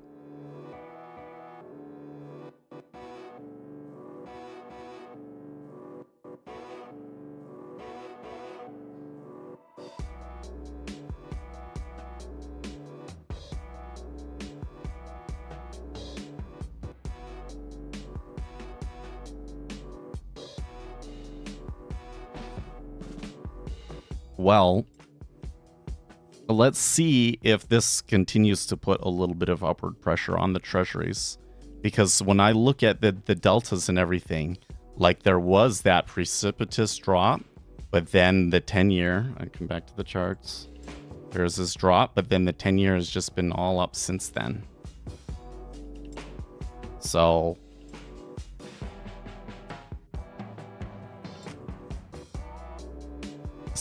this may reverse the flows and have flows continue pushing up in the treasury. We should come over here and in our news and events, add to this apparent Yentervention.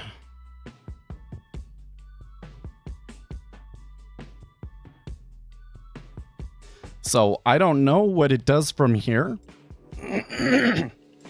But I kind of feel like that if the Japanese yen is out there, you know, doing currency intervention, that selling dollars and buying yen, that I don't want to be on the wrong side of that.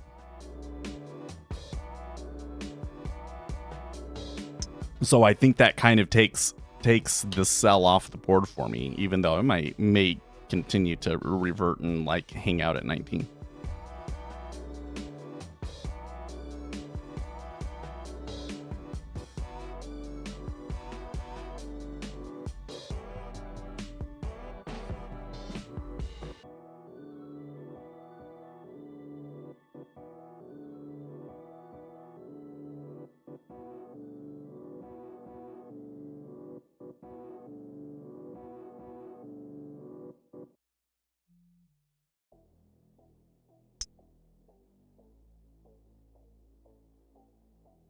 ETH and RTH point of controls just converge there. Oh, that's interesting.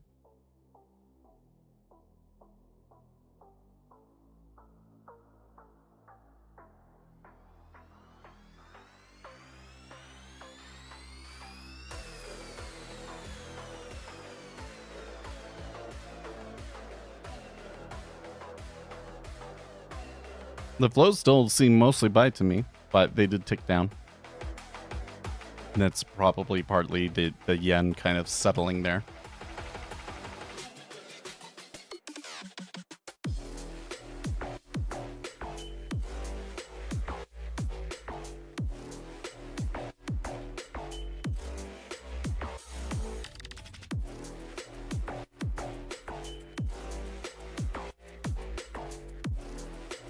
I'm trying to remember, have we ever seen them hit it twice? Like, it seems to me that whenever we get currency intervention, that it's like a one-time thing, and then they just kind of wait for a few days, and then maybe you get it the next day, right?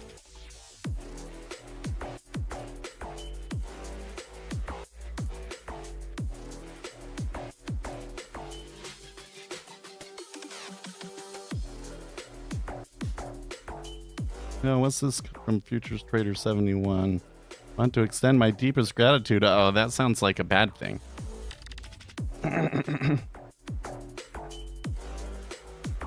Oh, he did his final Traders Right stream today? I wonder why that is.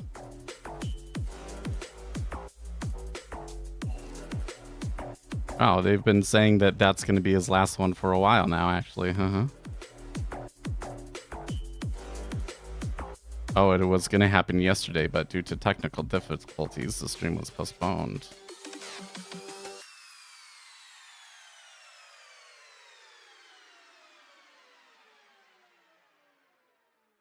Time to start charging money for them? Yeah, maybe. I kind of feel like it's one of those things where like you go away and that creates the demand, and then when you come back, you're even bigger. I wouldn't be the least bit surprised to see him come back later.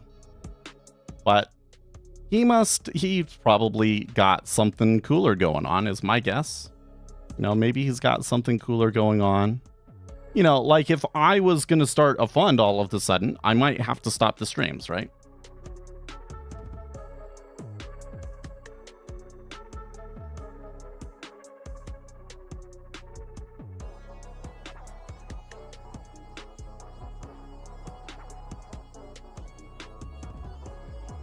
Well, I thought I had something good going there, but I'm not liking this push against me. Think that I should have waited for it to come back to 19 and I could be taking it here instead. Oh well. That was kind of an unforced error on my part, wasn't it? Caught it the earlier one, but then this one I got too anxious to do it and be like, oh, okay, let's go. Yentervention. ES is crazy. I mean, ES is pretty tight right now, right? I'm expecting that the S&P still continues to be somewhat sell. Like, if it's not a sell day today, they may, you know, be a little bit more of a sideways. Untradable. Well, that wouldn't surprise me. Senators offer bipartisan framework to tackle extreme AI risks. President Lagarde, we must be very attentive to FX rate changes and the euro value. Okay, there's a pretty big iceberg at 19 that they pushed through there. That's interesting.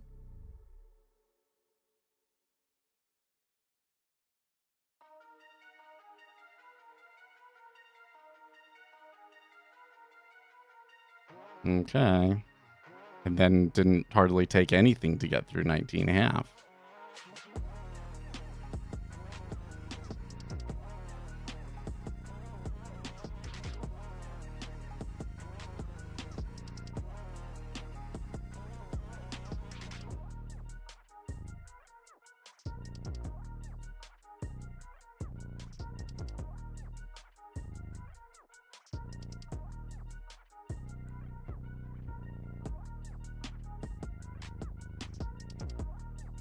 Okay. Seems to move pretty freely at 19.5.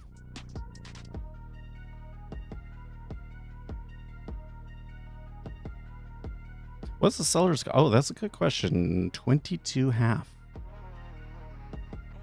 Yeah, because this would be a situation where I would think that we would come right back to it, but we came well short of it.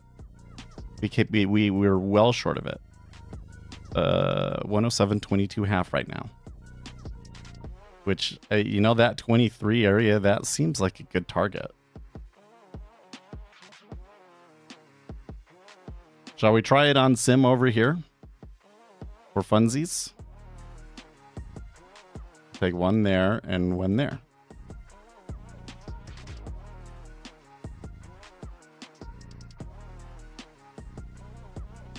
There was a bit of buying in here, but they kind of keep settling down into 19, so.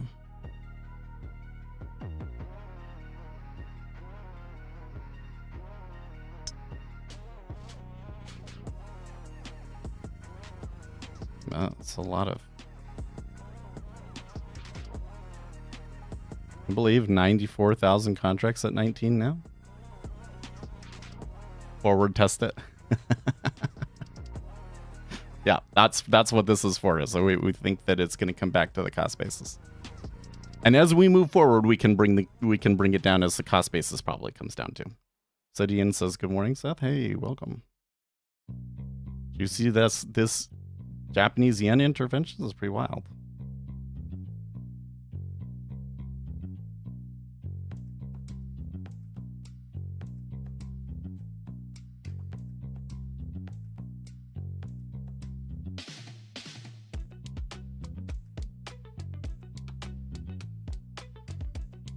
Okay, come on, give me a fill at 19.5. No? You want to continue to mess with me, huh? Alright, that's fine. We got time. Might be... It's only been like 20-30 minutes since this kind of hole formed. Or since we came back to this hole, let's say. So there might be, you know, if there's going to be another push-up, they might wait a little bit.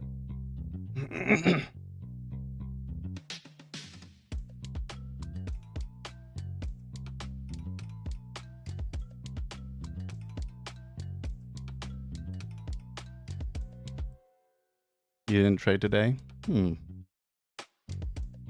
I kind of feel like this trade that I took here is a little bit forced. I feel like I forced it a little bit. I'm just not happy with the price that I got. Right, like I bought it a little bit high and then it slumped back into this hole. So that's like the worst way to execute it tactically, right?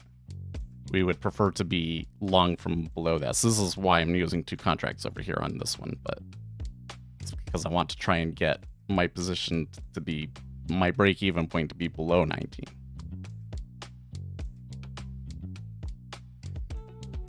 But you can kind of see the low latent liquidity thing, like they're going back and forth at 19. They're not putting very big, strong bids and offers there. There are people that seem to want to trade it, though.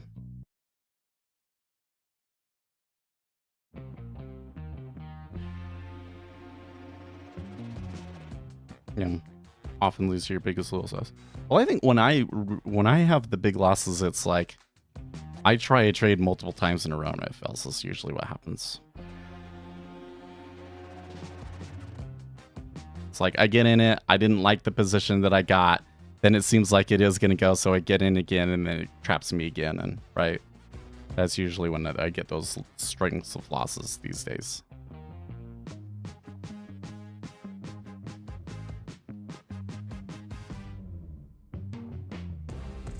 Okay, so they finally filled my 19.5. Feeling a little better about those last two upticks. Let's see if they can go here. And my cost basis is at 22, so I'll move that down.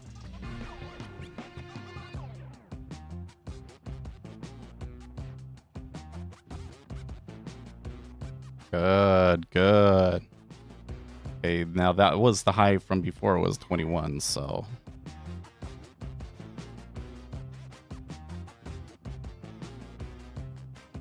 IMF is talking right now.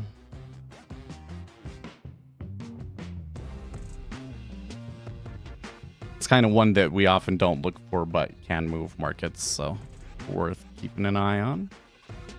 I'm going to clear my DOM on the upside here.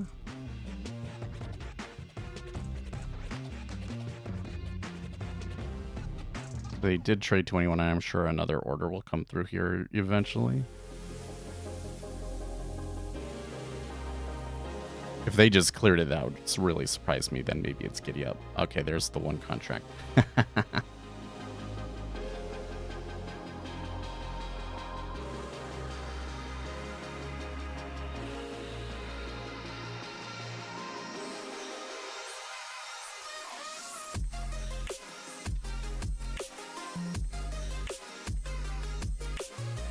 No, what? You can buy OJ Simpson's Slow Chase White Bronco?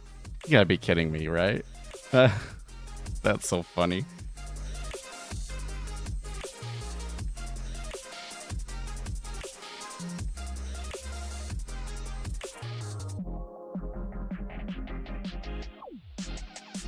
Do you think that white Broncos will ever be in style ever again after that?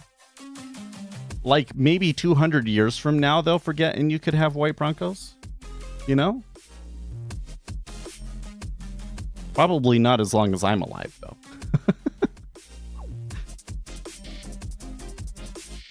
Okay, a bit of liquidity at 21 for them to push through, but they did do it.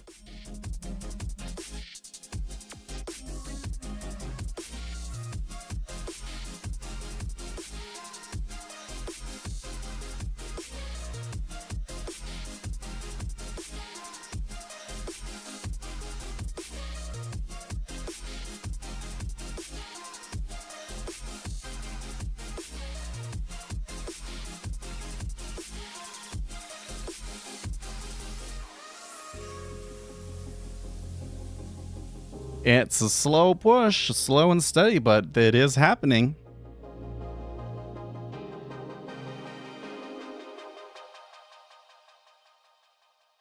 So now here's another question when I do this is like, okay, do you go just to the closest cost basis, or are there sometimes where it goes to the further one? I guess we'll find out. But I'm going to take the profit at the first one. At least the profit on the sim trade.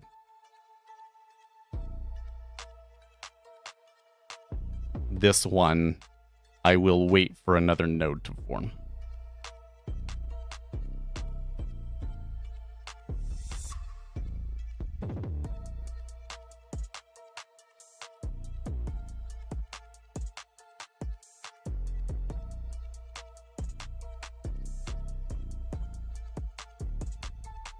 Looks like it might take a little bit for me to get filled there at 22 though. There's some sellers hitting the 21.5 and running into an iceberg, but I'm not getting a lot of market orders hitting 22. And the sellers cleared that iceberg, in fact.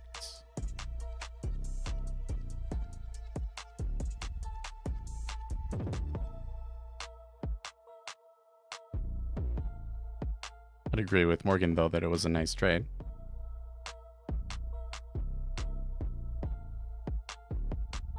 It's like, can you predict ahead of time when it's going to make this move? I don't know.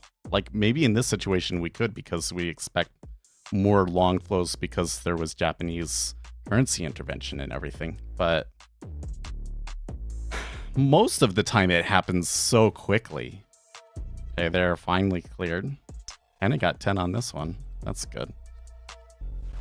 Because I've been having trouble getting 10 positive ticks on the micros here lately, so that makes me happy.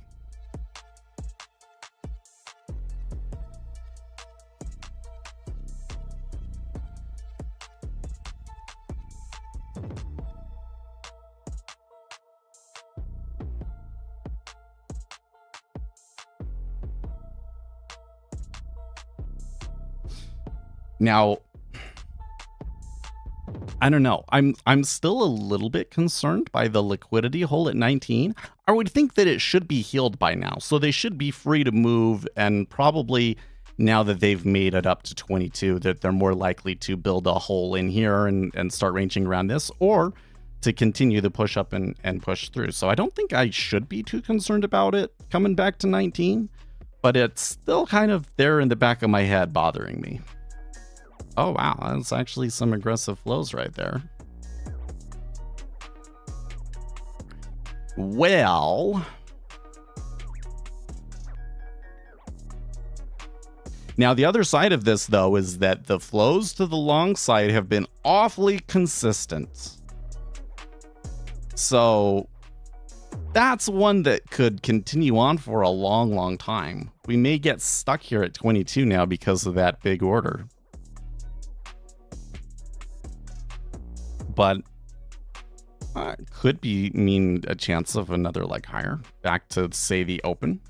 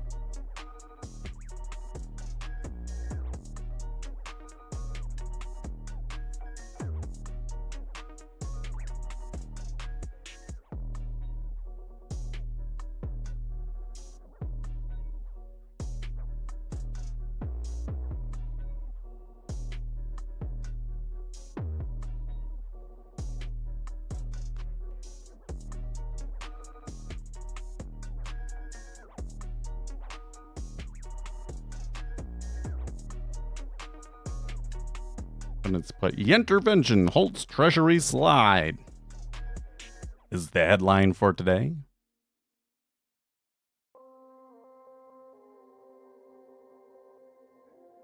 I just need to hire somebody that has no shame to just make the most clickbaity, attention-grabbing titles we possibly can. And I'll just they'll have complete control over it, and I just won't worry about it. And as long as they're not making a claim that could, you know, like a claim that would be like FTC, SEC sort of problems, they can do whatever they want. Because I don't think I'm very good at it.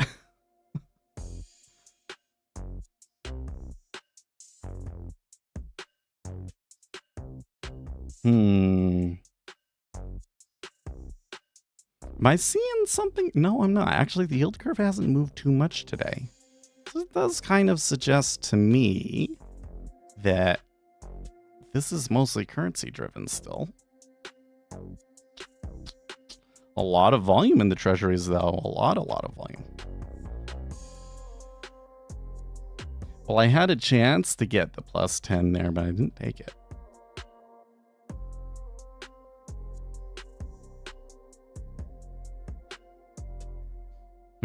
They keep hinting like, oh, we're going to fall down, and then somebody buys it, and then they're like, okay, never mind.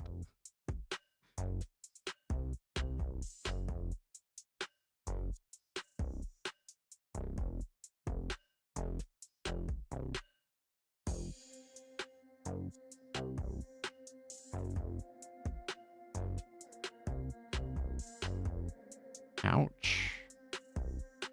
Unlike that. So I'm getting like 1 tick over here is like 3 ticks over here, huh?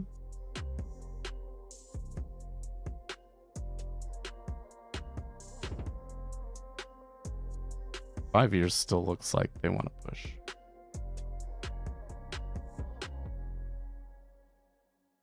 I wouldn't say that they were leading this rally, but it was across the board. Volume was across the board all along, but at the moment, the 5 year is one tick higher than the other two. So is he going to drag them up, or is that an arbitrage opportunity to sell 005 and buy 002?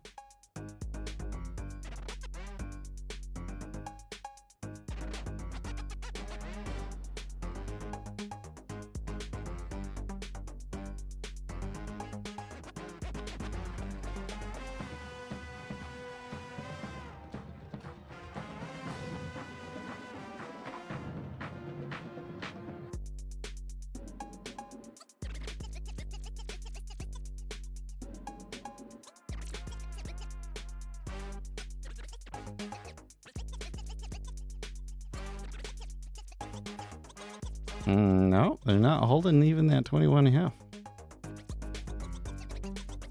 Dude, if that's like as far as it goes, then that's starting to mess with me that like that cost basis ends up being that hard of a line. I guess it usually does bounce off of it, but I've definitely seen it like it goes up to it, it comes back a little bit, and then eventually pushes through.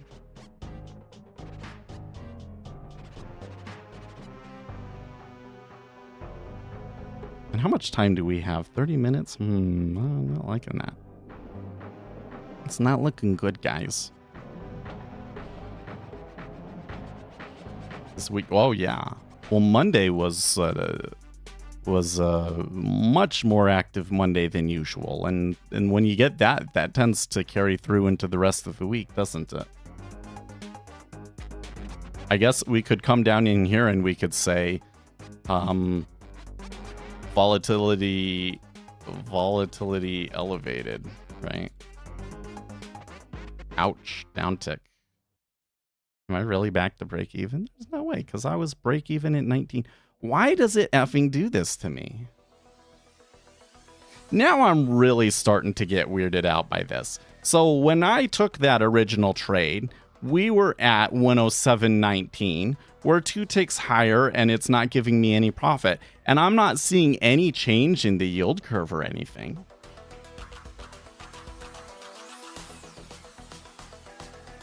Those offers, though, are a little suspicious. Should I say suspicious? I when I say suspicious, that would make it seem like maybe they will pull. Well, maybe they will pull, but there's just those big offers followed it on the downticks. That's something unusual worth noting. We'll see what they do. If we do tick up to 21, well, okay, there's what's the pull right there. They pulled like more than half of it.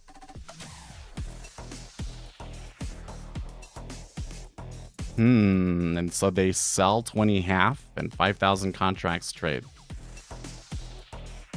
Wow.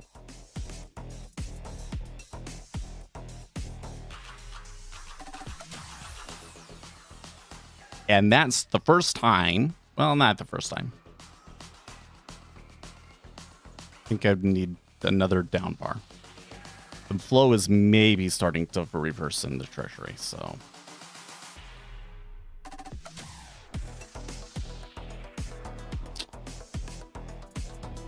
Okay, that's really weird.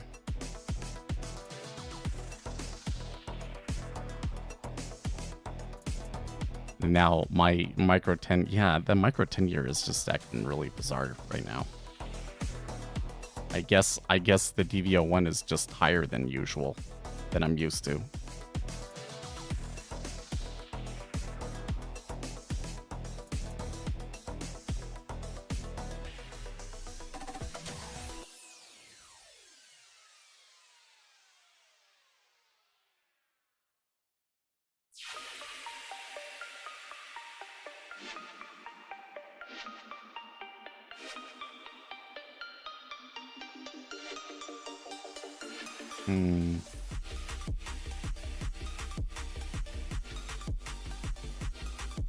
Let's try to center it again.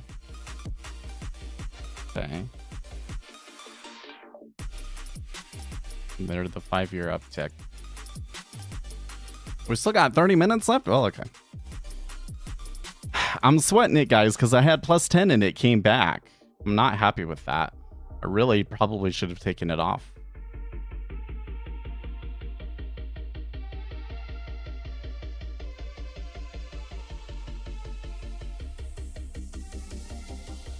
Seems like the yen is just continues to settle and is not like coming back up.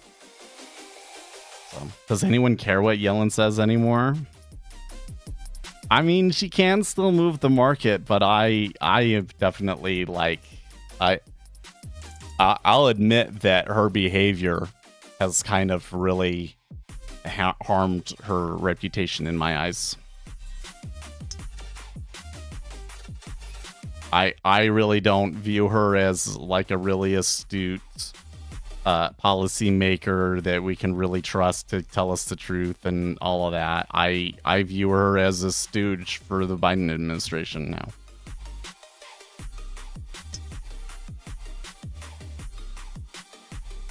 Transitory, yeah, there you go.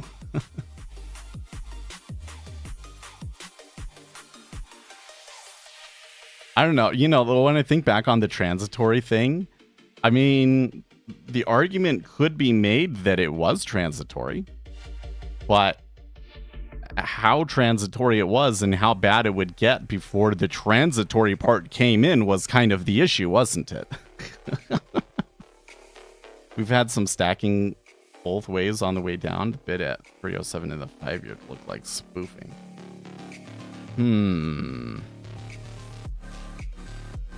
Well, there was definitely some like big offers that were there, but those kind of looked like they got scared off. I'm kind of detecting like the liquidity and the volatility clamping down again.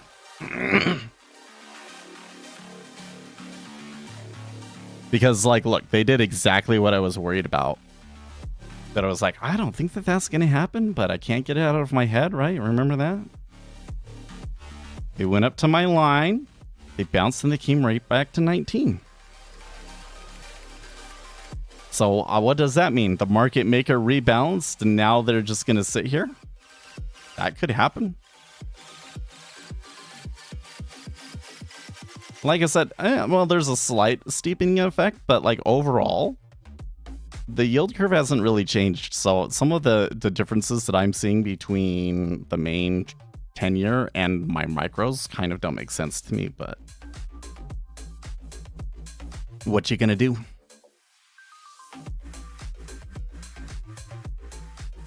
I can also tell that I'm like becoming hyper focused on it because it feels like we've been through this forever, but it's only been 3 minutes, right? So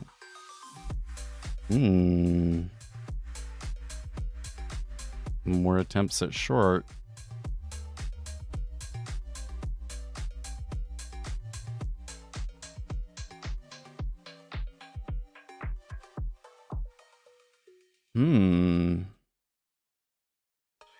I'm wondering, you come over here and you look at the yen. Are they going to challenge the intervention?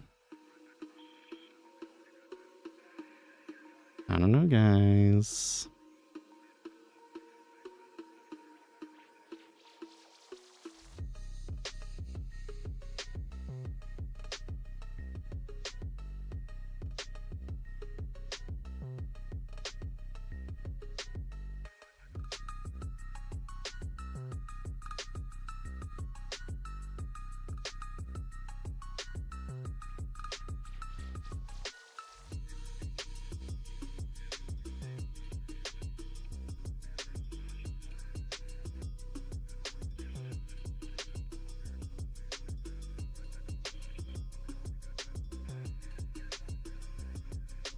So back at 19, so now the kind of the question is, you know, if they take 19, what do they start to do? So if they start to take 19 and then like 18 half and 18, then I'm going to be like really, okay, something's happening again.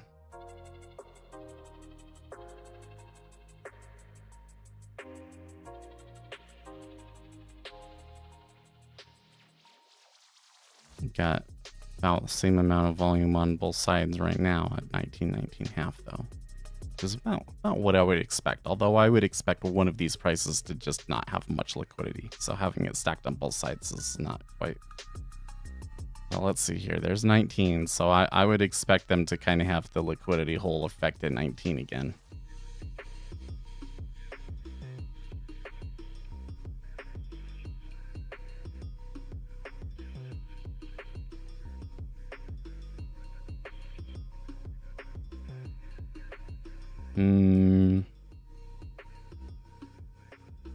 Well, the buyers ain't buying that one back up yet.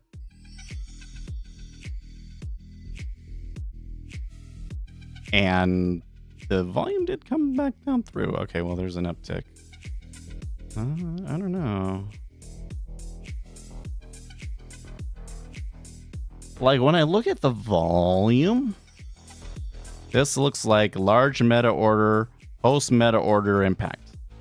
But, like, it seems like it came back too far for it to be that. So I don't know. But maybe if it is post meta order impact, 19 is the place that it should settle at. Maybe that makes sense. But we could see another leg up. So I'm still of the mind that, like, the selling is probably over. But in other words, I'm still really upset about my entry price. I'm still upset about my entry price is basically what I'm saying.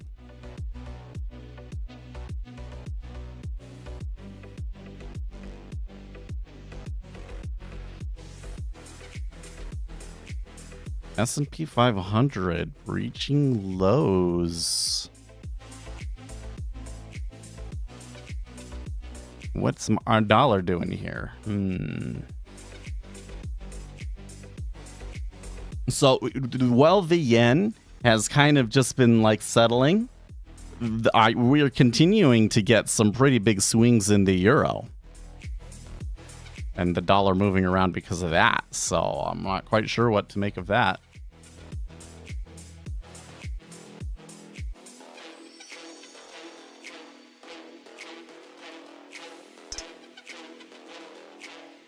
Ouch. Where was those levels? Short term 51.35, medium term 48.73. Oh, well, we're awfully far away from 48.73.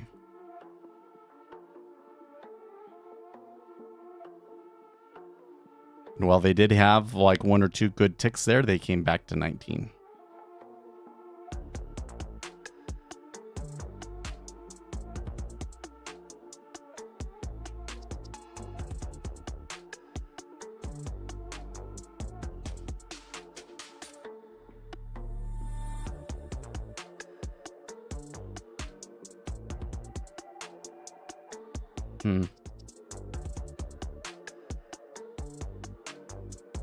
So that's more like how I would expect 19 to behave.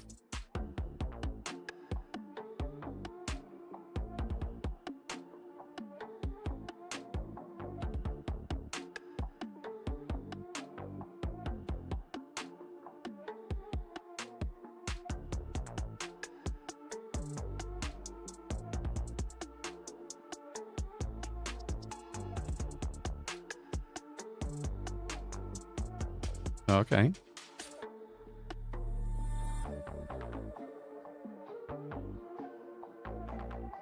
So it kind of looks like they formed a range between 19 and 20 now. I'm not really seeing the volume come in long yet, though. I'm glad I reset things because that 22 gives us a pretty clear line in the sand to shoot for. Oh, okay, well, that was probably just because of a stop run, but they did touch 20.5, so. The play-by-play. I get way too focused when I'm in one, huh? I just need to let them do their thing. I need to just kind of trust that the Japanese have my back and that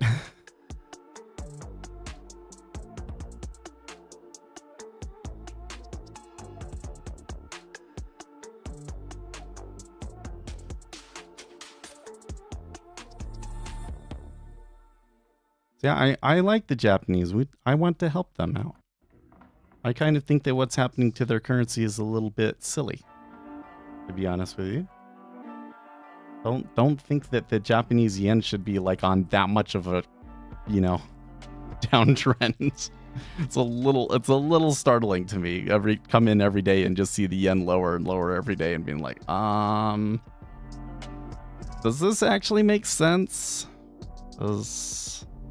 I'm not sure it actually makes sense. Look at me, thinking that if I talk to Japanese, they'll help me out.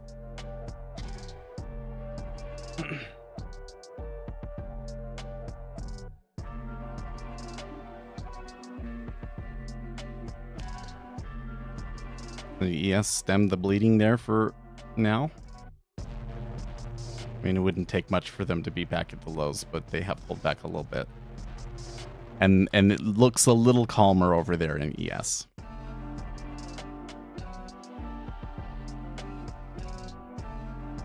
There is a good, yeah, you know what? I don't always understand the currency moves very well either, do I? But I do find it a little startling. Because I guess part of the reason why I find it startling is because I would have thought that they would have intervened long before now. I'm still kind of sitting over here like, okay, you intervened and that's like all you're gonna do. Well, I don't know. It's kind of turning up a little bit again, so maybe they're not done. Maybe they're not done.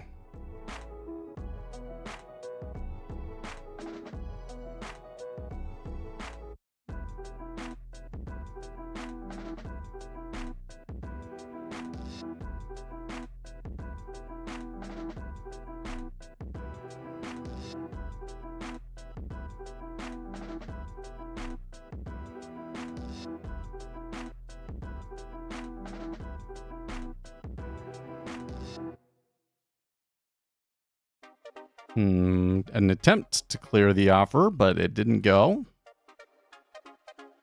Okay. Oh, okay. Okay. Okay. Are we back to plus 10 again? Oh, yeah. Ooh, I liked that. Oh, that was satisfying to see them be like, okay, now I got plus 10, and then all of a sudden, block buy, is somebody getting squeezed there? Because that is coming back up hard. Block buy. It seems, well, I mean, we could be getting more Japanese yen intervention. That's 8K now at 22.5. 2 block buys there at 22.5. Wow. Wow. The Japanese yen actually isn't moving that much at the moment. It is to the upside, but not like crazy so.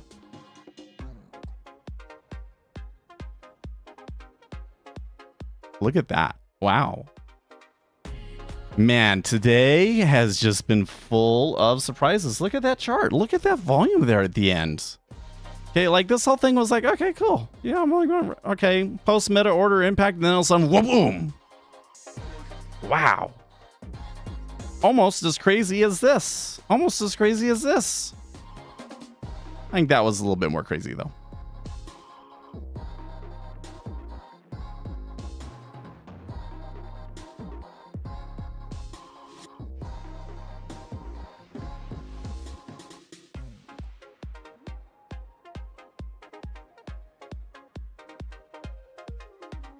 We've constantly, it has. Like, honestly, like one of the reasons you notice that I'm kind of like having this emotional turmoil within myself and it's because I haven't taken a whole lot of trades and I feel like it's been a pretty good market for opportunity, you know?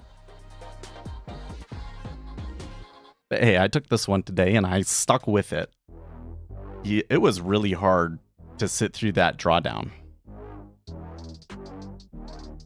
It's still hard for me to, like, I'm sitting here like, it's just gonna end. That's too much. Danny, how have you been?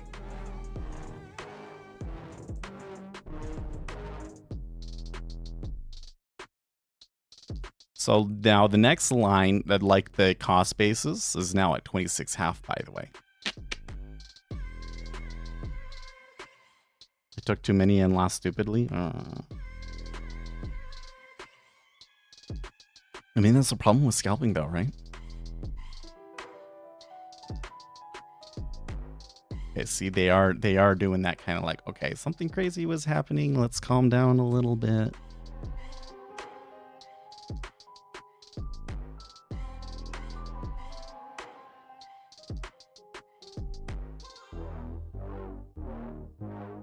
My bids aren't as solid as I would like them to be, but it's not terrible.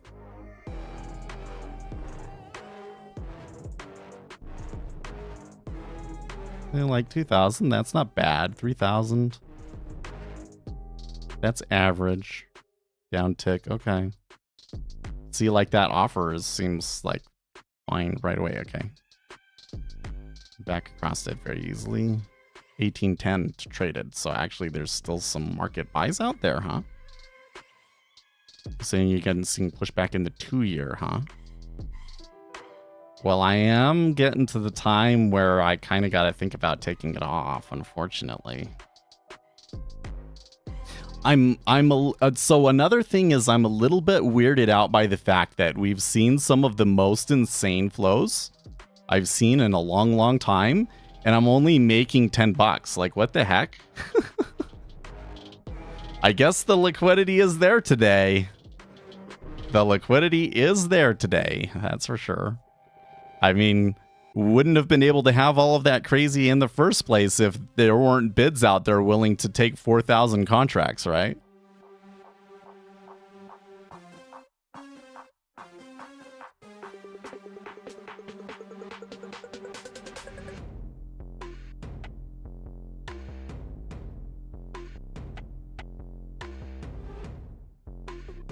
See, what I'm looking for on my bid side is, you know, like a 3,000 that's willing to sit there and take it, right?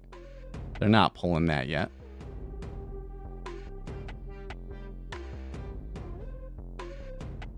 And even though it's come down, it's only like 200 contracts that came out. Line sitters, nothing, no big deal.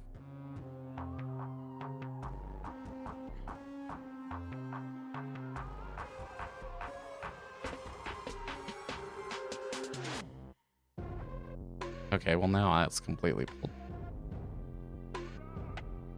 Not seeing anything on the currency side either, so. Just random as far as I can tell.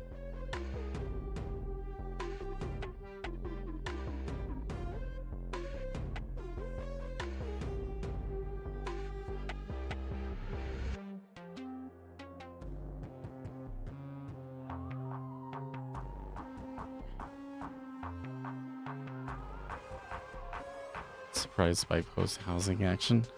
Yes.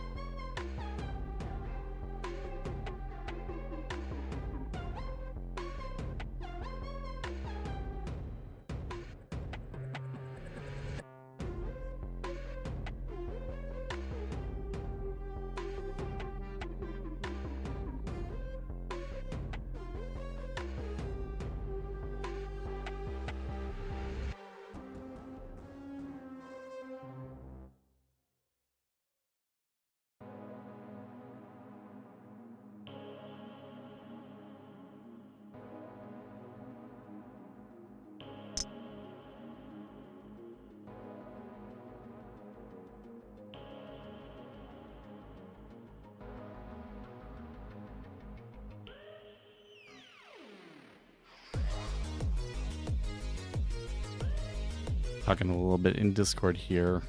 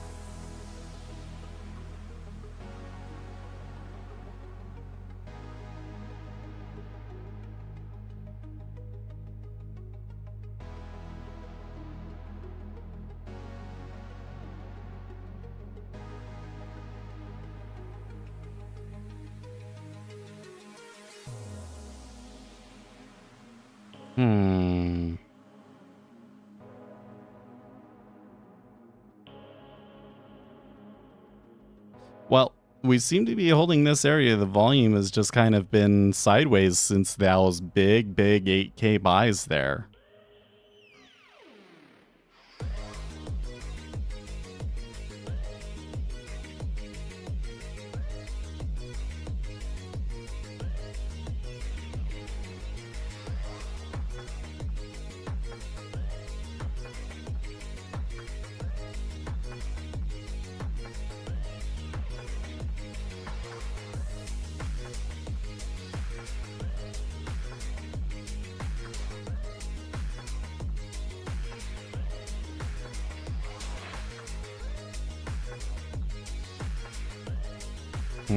There's the S&P 500 making a run for the lows again.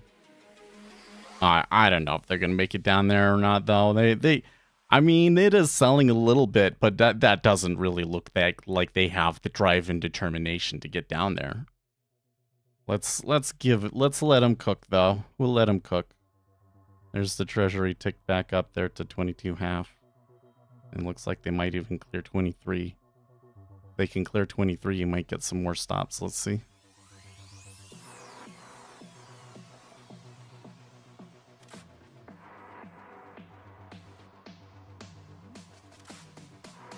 Come on. Nobody there needs to puke, huh?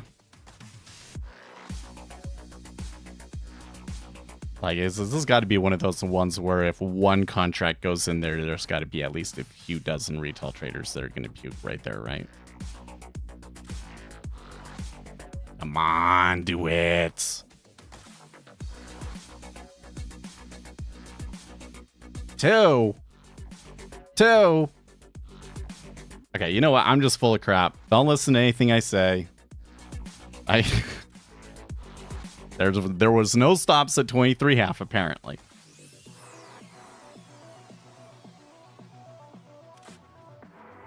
Sigh. That's just a big. I mean, I'm grateful for the uptick. I really am, but I wanted to see some more fireworks.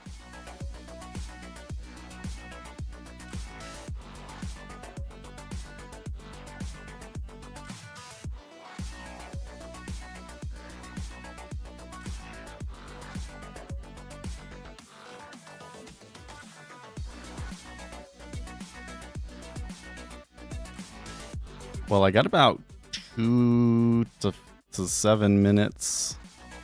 Basically, in the next 5 minutes, I gotta get going. So, should I try and let it run? Or should I get out of it? Nah, you know what? I've been so hyper-focused on this, I won't be able to think if I'm still in it. So...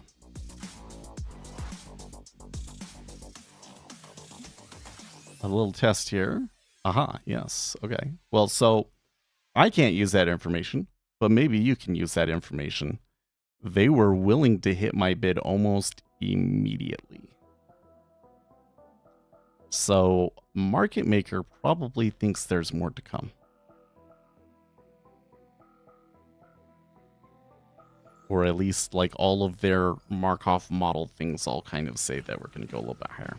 Watch, now that I'm out, they'd be free to get out. Where was it that I got out? Free? 654. Yep. There's 1, 2, 3, 4, 5. That would be great.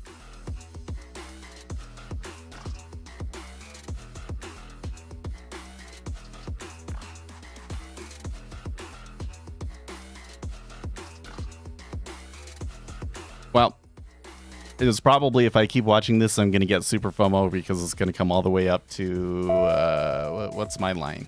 What's my line? 26.5. 26.5 is the target. Maybe they do it, maybe not. But it's time for me to go. Good day. Made 15 bucks. That's okay. Was a tough trade. Stuck with it. I think that if I was going to continue to sit here, I would probably still try to be in it. Because, yeah, like, if it comes all the way back to 19, then oh well, I scratch it, right? I think you got a good node there that Like, the thing is if a node forms and you're already in one, well, if you think that it's going to stop, then of course you get out. It was a good spot to get out. But it also kind of means, like, you can just sit in it and let it see what happens, right? So I digress. It's time for me to go. I will see you guys tomorrow. Stay